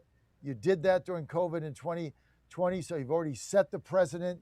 Put it off for a month, get the maps done. You get 2, 1, or possibly 2 more Republican seats. Here's the governors in the South who have these now unconstitutional districts, right? Who have called a special session to get them in line with the law. Louisiana, done. Florida, done. He was ahead of the game, DeSantis. Kay Ivey, Alabama. Bill Lee, Tennessee. McMaster, South Carolina, says they're trying to find a date. That's going to get done. North Carolina, that's going to get done. What state's missing? Mississippi. Georgia. Well, Georgia, but Mississippi's getting it done. I think they're about to move too. Mississippi's getting it done. Tate Reeves was the first one out of the box. We just had his chairman on, Mike Hurst. He was the first one out of the box. Said he would do it if the Supreme Court upheld Louisiana. So every southern state has done this, except yours. Again. What is the deal with the governor? And does he want his legacy to be, after 8 years, that he cost the House the majority, the Republican majority, because he wouldn't do this? If we lose by 1 seat or 2 seats, is that what he wants his legacy to be? What is the deal with him? Well, I don't know, John, but I can tell you, talking about his legacy, he's got a really good chance. I mean, he went through 2020 and he got a lot of fire for that. And he's got a really good chance now to go out with a bang and get this right. I mean, I agree with you. So why he's not moving on it, and I get early voting started, there would be obviously some chaos there, but I mean, it's not rocket science. We're not trying to fly to the moon and land on it. We're simply halting the elections, the primaries, pushing them back, getting the redistricting done. I do know there is a current case in the judicial circuit right now about redistricting.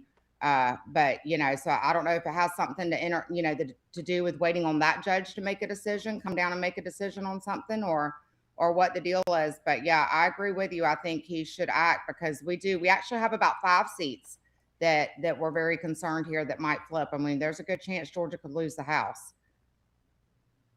Well, you just got to get the maps in alignment with the SCOTUS ruling, and right now they're not.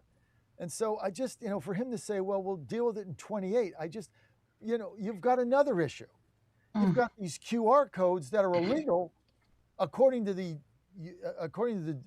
Georgia law, they're illegal 7-1. Nothing's been done about that. What's the Georgians are tired.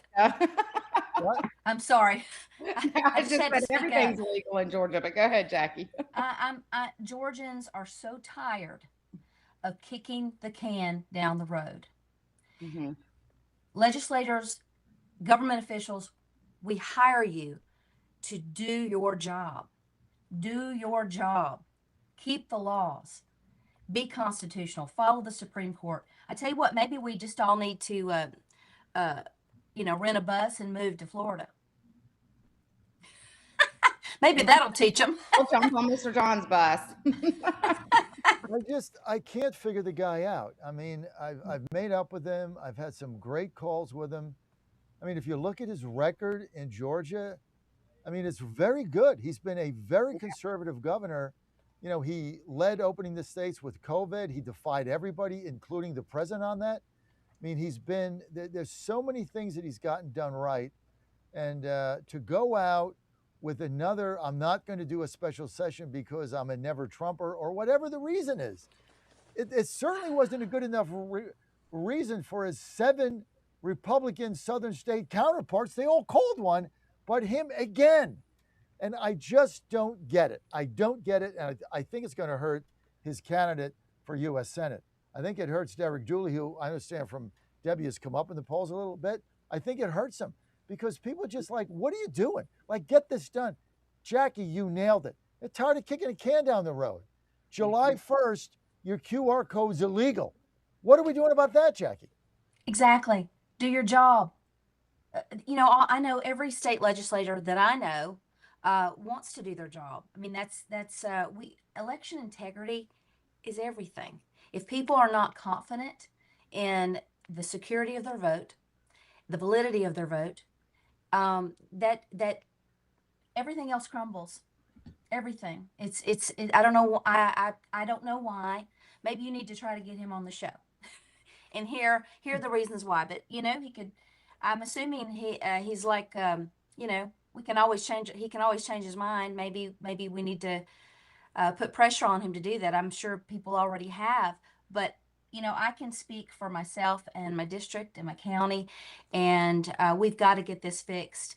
6 years since 2020, we're ready. We're ready for some perp walks, and we're ready for things to be done right.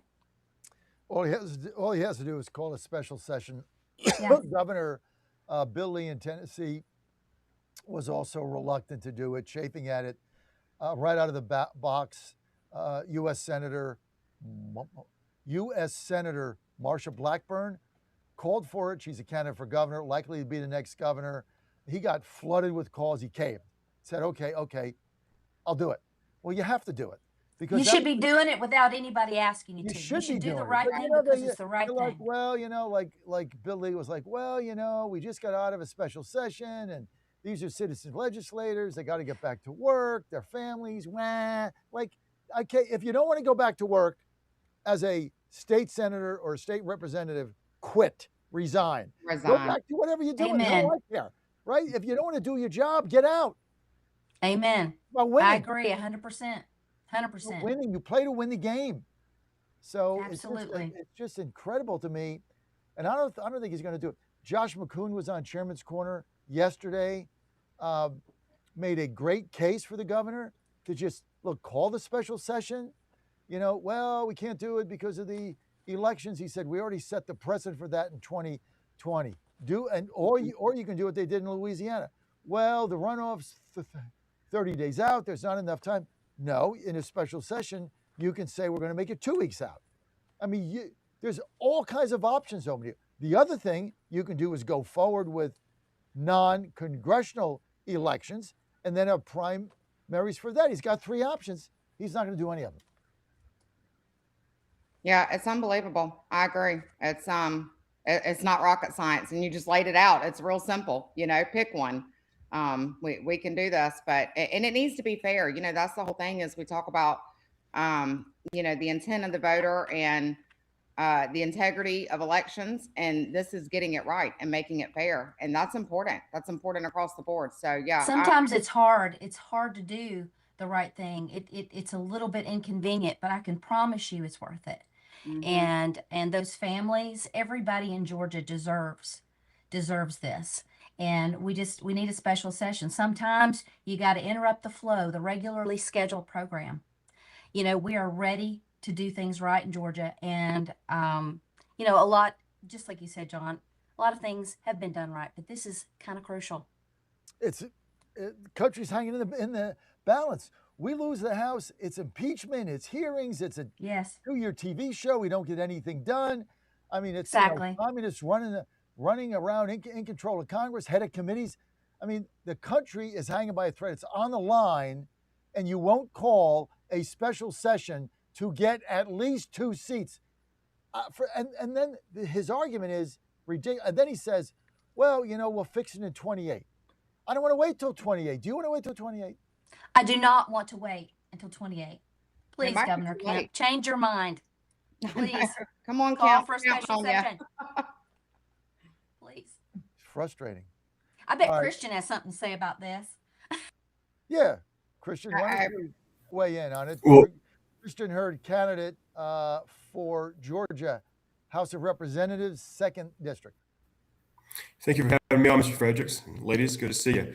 I can't tell you what pressures that our governor is under, but I can tell you when I'm knocking door to doors, I didn't expect voters to want to talk about this. My voters are telling me they want that bold conservative action. I don't understand the pressures our governors are under, but that's what I'm under. And, the Democrats playing the long game, or forgive me the game, but we're playing the long game. We don't have that ability right now because we're, as you mentioned, we're in a tough election. We're probably facing a blue wave later this year. We may lose the House. Christian, I'm going to ask you to have to call in. Your audio is choppy. It's not good for our viewing and listening audience. So we're going to give you the number to call in. That'll be in the chat there. And my executive morning producer, Dan, will put that in the chat. Just get off the video and call in so we can have a clear dialogue. Thank you. Jackie, we also, Holly, we lost Jackie as well. So now it's just you and I, okay? It's just you and me. Right? So we're going to be fine. New poll out. New couple polls out. Burt Jones all of a sudden closing the gap a little bit with Ricky Hamilton. Ricky Jackson. Ricky Jackson. Ricky Jackson. Closing the gap. The Trump endorsement obviously had a lot of weight in Indiana last night. Huge weight.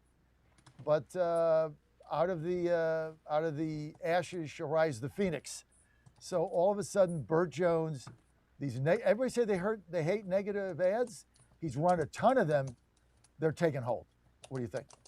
Well, I think number one about the negative ads, and we've discussed this, Mr. John, before on the show that, he had to hit back. I mean, he had to defend himself. You had this $20 million organization come out and start, running all these ads. And all of a sudden you got $100 million dumped into a campaign running all of these ads, and a lot of them not even true. And so, when you're sitting there and your family's being lied about and things are going on and you've got kids in the school system and, growing up in the community, you've got to defend yourself. So I think, people say negative ads. I think there's a difference between actual negativity and then the facts, and hitting back and trying to correct with the facts. And so I think they've done a good job of that. But getting to him coming up, he is really, I was actually with him yesterday. He was in South Georgia, and the momentum and the feel, the places were packed. They were packed out. A lot of elderly people too. This is one thing I've been worried about is that voting block, that older voting block. And, people that don't go out too much, don't always go to events. Oh, they were out in droves yesterday. And it was exciting. And some of the elderly men were getting up saying, we're getting all these flyers. And one man said, I've got this many in my mailbox, and he said, we're just tired of them. He said, we want somebody that's proven, tried and true to Georgia. And so, and the conversations just kept going on and on like that. So we've seen a big tide, a big turn in the tide here. And I'm excited about it. So seeing the numbers come out, I'm not a huge believer in the poll situation, Mr. John, because I always think back that, Hillary Clinton should have been president, but But I know people watch them and look at them, so it is good to see them running neck and neck. Is it possible the shock and awe of the Ricky Jackson campaign, is it possible they peaked too soon? I think so. I mean, because you got to remember he came out the gate strong, and then it was like looking at diamonds. It was all this shiny stuff, and oh, he's new, and of course he tried pulling, the Trump, making it look like or appear that he's aligned with Trump or that he was Trump endorsed on all of these mailers. But I do agree with you. I think the newness has weared off, the shininess, has worn off, and a lot of information too. A lot of people have done some digging and opposition research. I've been one of those that has done a lot of research, and I think it's important. Vetting every single candidate is very important, and knowing who they are, who they're aligned with, what kind of political donations they've made. That tells a story. And so I think with all of that coming out as well, it's really helped sort of turn the tide and kind of open people up to say, hey, just because it's somebody new and perfect doesn't, or seeming to be perfect doesn't mean that they're the right pick for Georgia. Well, it seems to be that Burt Jones has got momentum. No question about it. Mm-hmm. And I think the negative ads are probably working. He's just got to get in the runoff. I mean, basically, when you look at this right now, there's two elections. There's the primary, and the only objective is to get in the runoff. And then there's the runoff, and then you can go from there. But he's got to get in that runoff. And it looks like now it's going to be between, I mean, there's no doubt Ricky Jackson gets in the runoff. That's a foregone conclusion. No doubt about that. So now Burt Jones has got to get in. And, then you get to the runoff. Now, understand Raffensperger voters, a lot of them are going to go to Jackson. Chris Carver voters might be up for grabs. But first things first, get in the runoff, hold Jackson under 50%, go from there, right? Yep, I agree. And did you see where Raffensperger is starting to hit back on Jackson now too? I saw that. Yeah. So I thought that was pretty interesting. It's been a really weird dynamic. I've never seen anything like it. It's been quite interesting. Jackie, what's your take on it? My take is I had to turn off my computer and turn it back on. I have not heard a word you've said. All right. Sorry. I'm trying to catch up right now. It happens. When all else fails, reboot, and then everything is fine. Yes, so, exactly. Good job on the reboot. But we're talking about Jones now all of a sudden gaining on Jackson. A lot of negative ads on Jackson. People don't like them, but they're taking hold. Raffensperger hit him now the other day. He's got plenty of money. So basically the battle right now in the primary is to get the second place, to get in that runoff. And that's what Burt Jones is fighting. Sounds great. You did a great job. All right, thank you. What happened to Christian? Oh, well, we lost him too. Yeah, we can't. My Lord. Yeah, we can't do bad video. It's just not. We got a national audience, can't do it. So let's get to. Let's see, we're almost out of time here with this segment. We're going to go to a quick break, but when we come back, we're going to talk about the U.S. Senate race. Every poll out, I've never seen anything like this. Mike Collins is at 35%. Never goes up, it never goes down. It's the same 35% for 6 months. Good news is his 35% is solid. Bad news is that the ceiling? Because if that's the ceiling, dude, you can't win. So I really don't know how to interpret that. We'll have to see what happens. And all of a sudden, Debbie Dooley sending me shock and awe emails right and left, telling me, I told you, Derek Dooley's surging, he's going to win, etc. All Debbie, I got 5 texts from her in like 7 minutes, every poll coming out. She's now says, I'm vindicated, shock and awe. Haven't seen the shock and awe, but he is starting to move up. And we'll talk about that when we get back. Everybody, thank you for being with us. We'll try to get Christian Hurd back on by phone when we get back for his seat that he's running for and get his take on all this. If you're in Georgia, call the governor's office. Just pick up the phone and call him. Mm-hmm. Call the governor's office and say, we want a special session. We want our maps to be legal. Governor, amen. Call a special session. You also got illegal QR codes. That's like, just do it. Go. Call a special session. And then give us a reason to celebrate. That's right. We would love Give us to. a reason to celebrate. That's We're right. going to be right back with a Peach crew, a little bit downsized today. Jackie Harling and Holly Kessler. We can't find Sally. She's somewhere, but we'll be all right back. This. We intake oxygen every time we breathe, and breathing is how we stay alive. When God first created man, he breathed life into him. Our Lord also breathed spiritual life into his apostles and filled them with the Holy Spirit at the first Pentecost. Oxygen is a source of life both physically and spiritually. It's the same with fire. Oxygen is needed in order to keep a fire burning, which begs the question, are you on fire for the Lord, or has your spiritual oxygen been extinguished?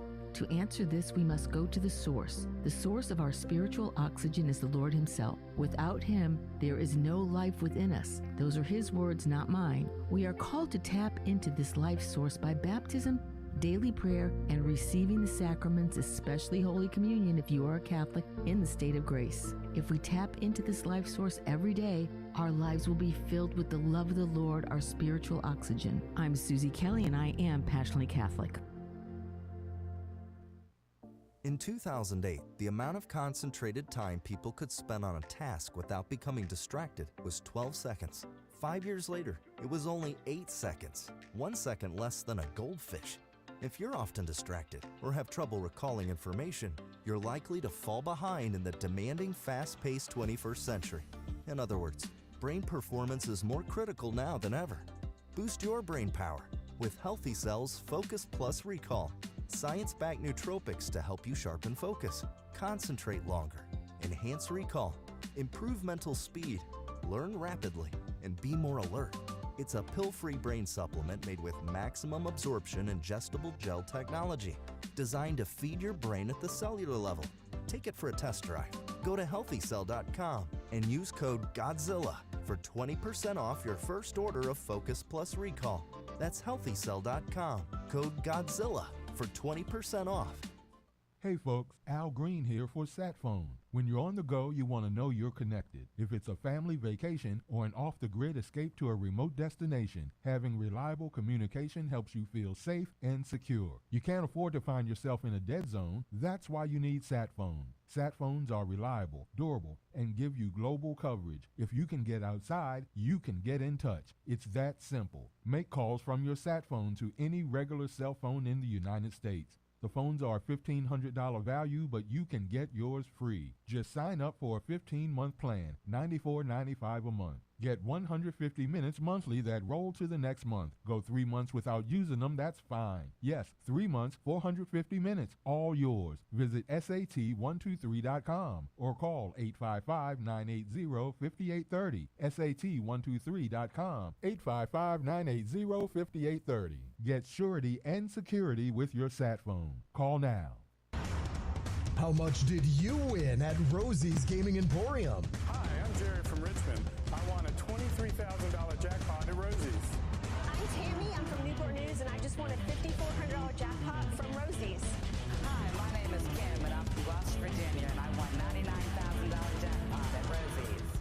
Are you ready? Learn more about Rosie's rewards and jackpots at rosiesgaming.com. Must be 18 or older. Problem gambling? Call 1-888-532-3500.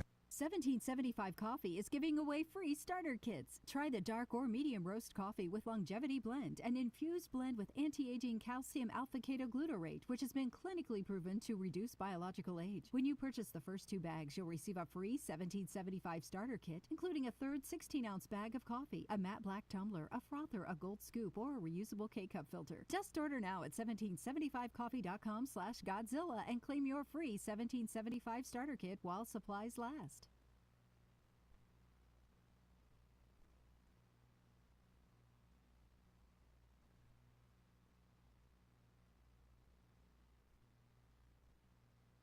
If you want to go after an athlete, one of my athletes, you go after one that doesn't do the right things. You don't downgrade him because he does everything right and may not play as well on Saturday, and you let us make that decision. That's why I don't read the newspaper, because it's garbage, and the editor that let it come out is garbage. Attacking an amateur athlete for doing everything right. And then you want to write articles about guys that don't do things right and downgrade them, the ones that do make plays. Are you kidding me? Where are we at in society today? Come after me! I'm a man! I'm 40! Don't touch that dial. You found your home of the truth. Do you solemnly swear to tell the truth, whole truth, and nothing but the truth? With the best analysis in America. You can't handle the truth. And now back to the John Fredericks Show. You're back in the John Fredericks Media Network. Great to have you with us. I am your Godzilla of the truth in America, your Oracle of the deplorables. Hey, don't forget, big election night, victory party coming up, Washington, D.C., in Georgetown. You can put this graphic up. It's going to be June 16th, 6 to 9 p.m. There's food. There's an open bar. We're going to have a lot of fun there. As always, my election night victory campaign primary, Washington, D.C., in the iconic Georgetown City Tavern. Don't want to miss this. It's going to be a lot of fun. We got 3 great speakers. Morgan Griffith is going to be there. You wouldn't be the same without him, right?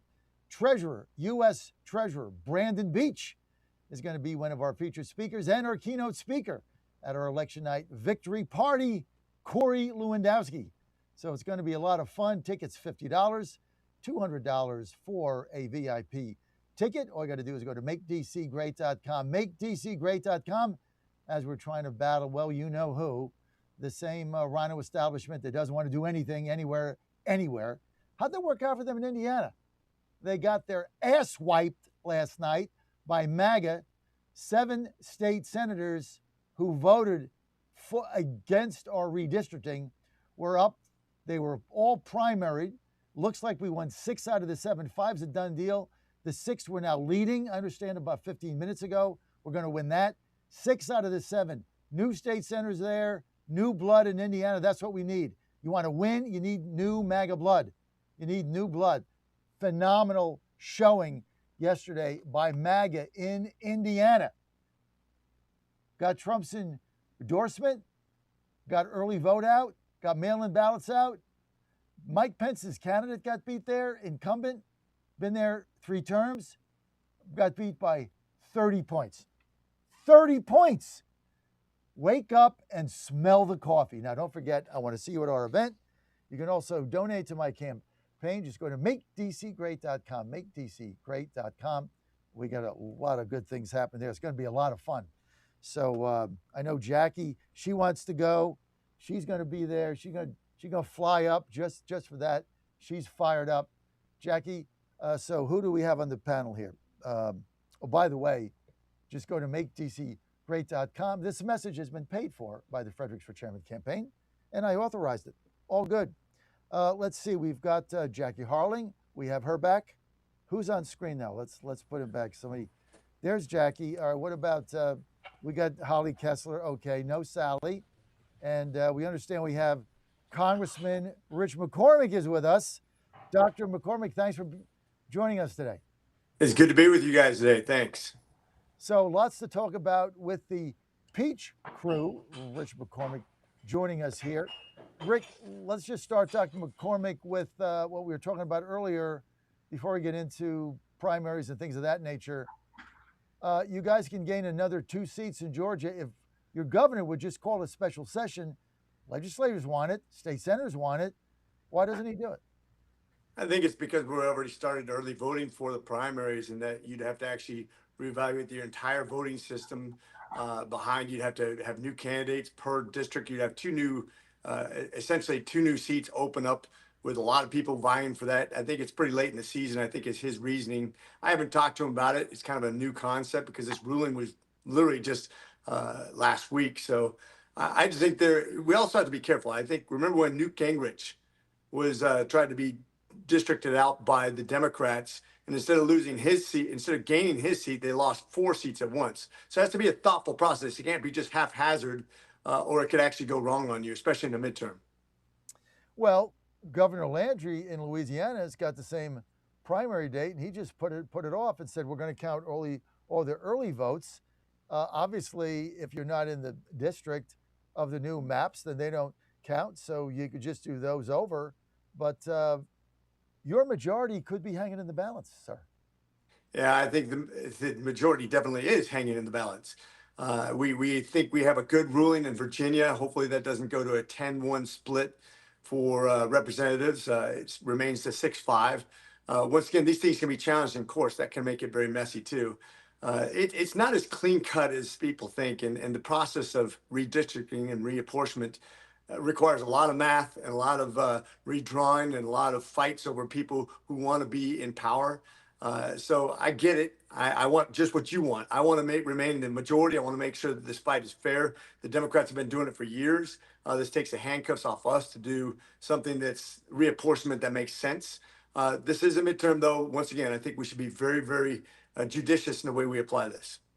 I guess the argument the other way, Dr. McCormick, by the way, Dr. McCormick with us, Congressman, 7th District of Georgia, Republican. I guess the argument the other way is 6 other southern states have already called a special session. Tate Reeves, Mississippi. DeSantis already had his in Florida. Bill Lee, Tennessee. Kay Ivey, Alabama. McMaster, South Carolina. So they're all faced with the same issues, and they called for theirs to get new maps. So I guess your argument of, well, it's too hard, it's too convoluted, those other governors were able to manage their way through it. Why can't we here in Georgia? I suppose we could. Like I said, I'm not the governor and I'm not the body. I know you talked to Beth Van Dyne earlier today. In Texas, they've reapportioned, but they're going to have several contested seats. The question is, and I guess we'll find out in November, how many of these reapportioned states are going to work out exactly the way they see it. That means that some incumbents may lose their seats if it's a competitive seat in a competitive year. This will be a competitive year. Look at what happened in Texas. You had one seat that was won by, 15 points before, lost by 15 points. It's a 30-point swing. The Democrats are extremely motivated. We better be careful because, once again, that can backfire on you. Now, once again, I don't mind being aggressive, but don't think that it's going to go exactly the way we think it's going to, and it's going to be a lot more contentious seats. Maybe it's going to be better, but once again, you're going to end up with a lot more moderates, too. Don't forget. Those people that you call rhinos, when you end up with more moderate seats, more moderate Republicans come in, it doesn't always result in better laws. Well, I think you got to be aggressive. And as we, the old saying on the beer commercials, fortune favors the bold. I just don't think sitting back and hope things work out. A conservative strategy when a lot of things are moving against us, I just don't see how that's a good game plan. I think the other governors have stepped up, but I see where you're coming from. Let me give the panel an opportunity to weigh in here. If I could say something, just real quick, I do like to be fair, and Congressman McCormick, you brought up some valid points. One reason those other governors could be calling for special sessions is because they have not entered into they're not in the middle of election right now. We don't, everybody in America doesn't do the primaries and the runoffs, and that's by state. So I know in Florida, they haven't even qualified for the midterms yet. So it could be, it's going to be a lot easier for Florida because they're not in the middle of election right now. Hey, John, one thing I want to point out. That's lame, Jackie. What do you mean they're not in the middle of election? Like, we're hanging by a thread. I right? agree. I agree. I think it's worth it. Look at the guy in Louisiana. I'm trying to be Louisiana, fair. Landry just put the whole thing off. He said, you know what? We're going to make these maps legal. I'm just going to put the whole thing off. Your early votes are counted. We're going to have to put it off and redo the maps, and I'll get back to you. Tate Reeves is doing the same thing. So is Kay Ivey. You put them off. I think it's worth it. I think it's worth whatever craziness we have to go through. I know that's how you feel. That's why I had to pull it out of it. But you're always so nice. They say you're scary, but you're nice. I know. I don't know who started that scary rumor, but I did. Holly, what do you think? The Congressman Dr. McCormick thinks, maybe we just breathe here. It's not going to be so bad if Kemp doesn't call this special. Go ahead and weigh in. I tend to disagree. I think, will we survive? Of course we'll survive. We've survived a very long time, but I think we need to do the right thing, and it's possible. Just like you keep saying, we look at all the other governors that are doing it. So why aren't we? We did it in 2020 with COVID. That wasn't an issue then. So I don't know why it's such a big deal now. It's definitely doable. It's the right thing to do.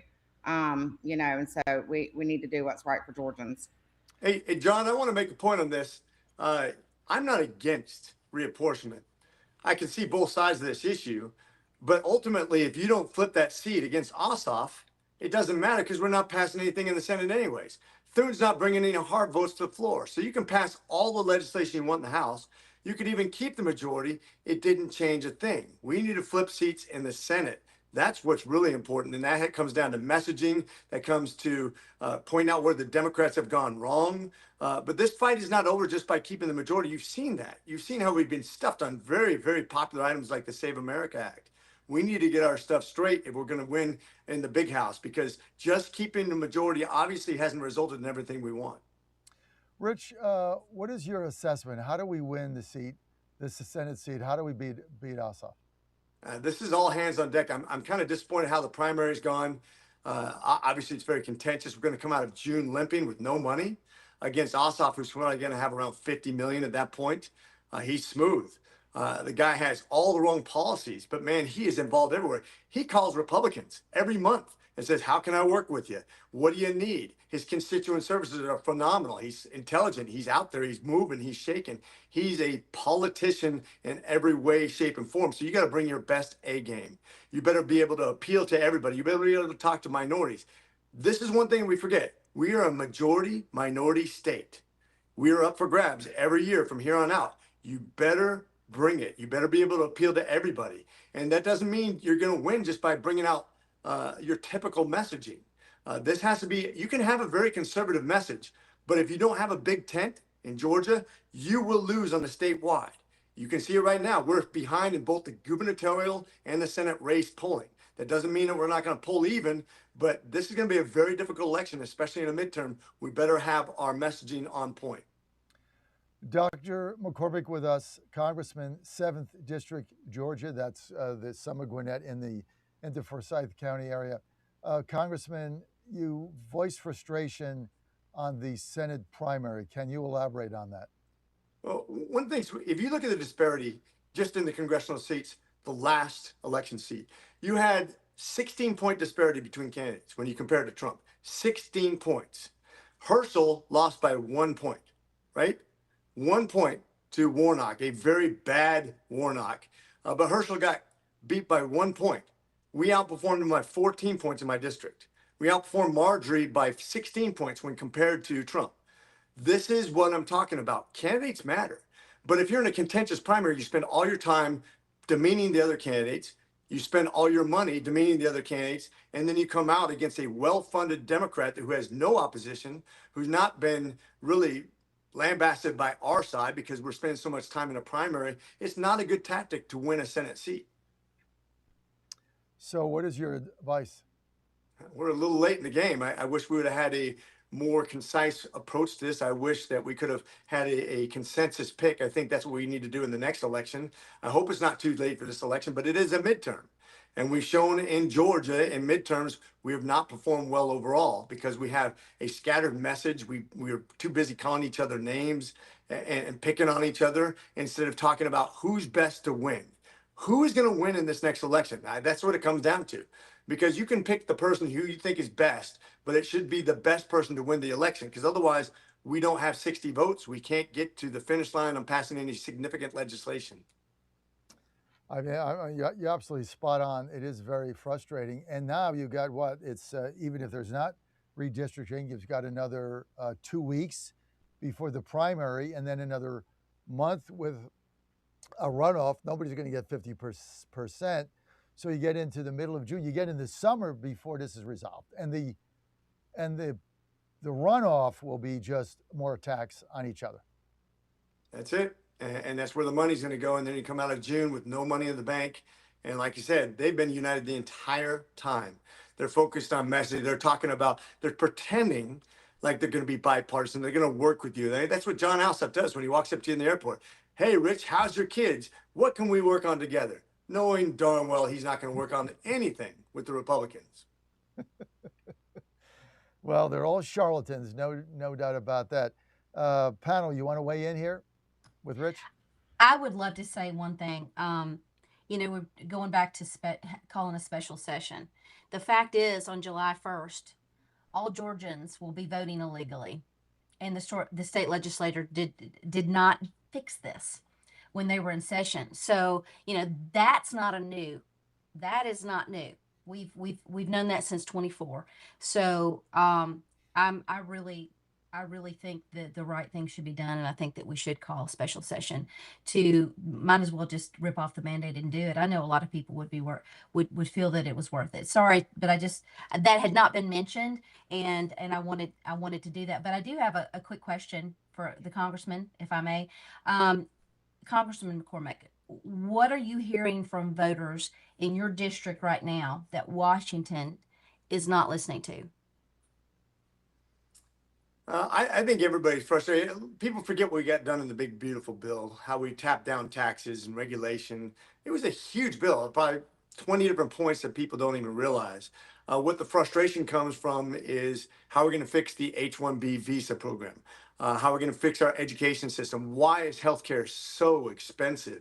If you look at the two things that we've given all the tax breaks to, which is education and healthcare, basically not-for-profit hospitals and education systems, they don't pay taxes, and they're supplemented by the government over and over again. And yet it is the two fastest growing inflationary costs to Americans. It's the most expensive thing when we talk about healthcare to Americans. We spend $5.4 trillion per year on healthcare. About half of that comes from the government. The other half comes out of your pocket. Actually, all of it comes out of your pocket because you pay for the government too. And yet we don't have anything to show for it when it comes for real results. Now, we do have great access, probably better than any other country, really. But it's far too expensive and far too convoluted. We probably spend about $1 trillion in waste, fraud, and abuse per year. People are really angry about that. Tell us about, Rich, what is your assessment of the Iranian war situation today now? Well, I hope we get it over quick because it always causes inflation when energy costs are high.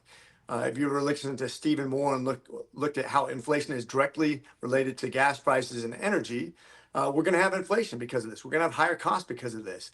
People are going to pay the price. Now, I will say that 5 presidents in a row said that if Iran ever becomes a nuclear power, they will have to attack. I think they became a nuclear power. They're on the verge of becoming a nuclear power with 10 weapons worth of enriched uranium. President Trump just happened to be the guy in office when it came to be. And I think he realized this was a threat we could not ignore. And if we didn't act now, it could really mean trouble into the future. I mean, death and destruction, possibly on the apocalyptic scale. And so it's something that we've dominated. This is the cleanest war we ever fought as far as civilian casualties, the most dominant war has ever been fought. But we need to get it over with and quickly. Give us a time frame. I wish I could. Right now we're technically in a ceasefire, even though we've been fired on. President Trump is the commander in chief. I don't like to second guess him. I don't think that helps.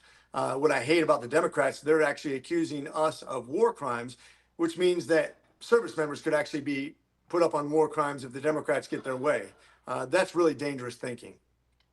Do you believe that many of your colleagues on the Democratic side of the aisle are rooting for Iran to win this war? Absolutely. They want failure. They don't care what it is. They don't care if it's the economy, if it's military. It doesn't matter if it's foreign relationships. They would love to be king of the ashes. They want us to fail because they want to prove that Trump is everything they say he is.